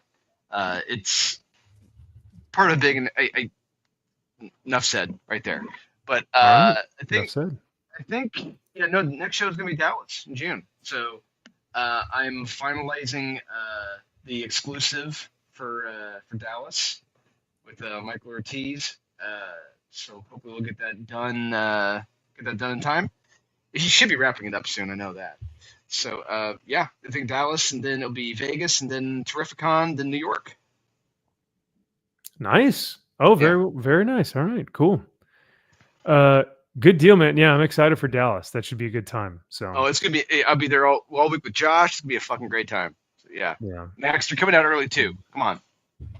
I know. I would like to. I will most likely have the vacation time, so I plan on getting out there a little bit early because just to give us some time to chill before the actual convention. But yeah, let's start thinking of keys that we got to go find at Crazy Comics. What wasn't it with the 2Ks? Yeah, I went to Crazy Comics and rubbed my eye and got pink eye. Yeah, no, those comics were filthy. They were nasty. Yeah, and that's how I like them because they're the smell. That's where it's at. So. Oh yeah. But like fairly good grades on them. Like they weren't for not being bagged and boarded at like none of them. They were all like okay grades. So yeah, that's nice. But yeah, I got to start making my list of like keys I got to go search through so that we can start thinking about. But other than that, thank you all for watching the show. As I said, if you guys want to support, as of right now, because we're still not monetized, the best way to support is just to put these streams on replay, continue to watch them, get as much enjoyment out of them as possible. Rewatch maybe some old videos or old live streams, and just throw them on in the background if you want. And then that way we can get some of the hours back up to that 4,000 hour mark, and I can reapply for monetization. So I would greatly appreciate it. And then also, if you guys want to go back the Stan Lee documentary, I'll see if I can maybe throw the link for that Kickstarter down below. Other than that, I think that should be it. So appreciate my panel. Appreciate these guys hanging out with me for so long, and for going over not only Daredevil with me, but the Stan Lee documentary and Wolverine's two dicks. So what a wild, what a roller coaster of emotions. Yes. Talk about We literally went from it's fine to this is really sad to what the fuck? To what in the world is this? Yeah. So the tonal whiplash is just as bad as watching just a regular Daredevil episode and then having a BB clip inserted in there. It's almost as bad as that. So yeah. All right. Well, let me go ahead and find my outro, and we will see you guys either tomorrow morning on Thinking Critical's show or next week for the Friday show. But always a pleasure hanging out with everyone. And go support Kyle's book as well if you guys are at Indiana Comic Con this weekend. So we'll see y'all soon and talk to you later. All right. Thanks. Bye.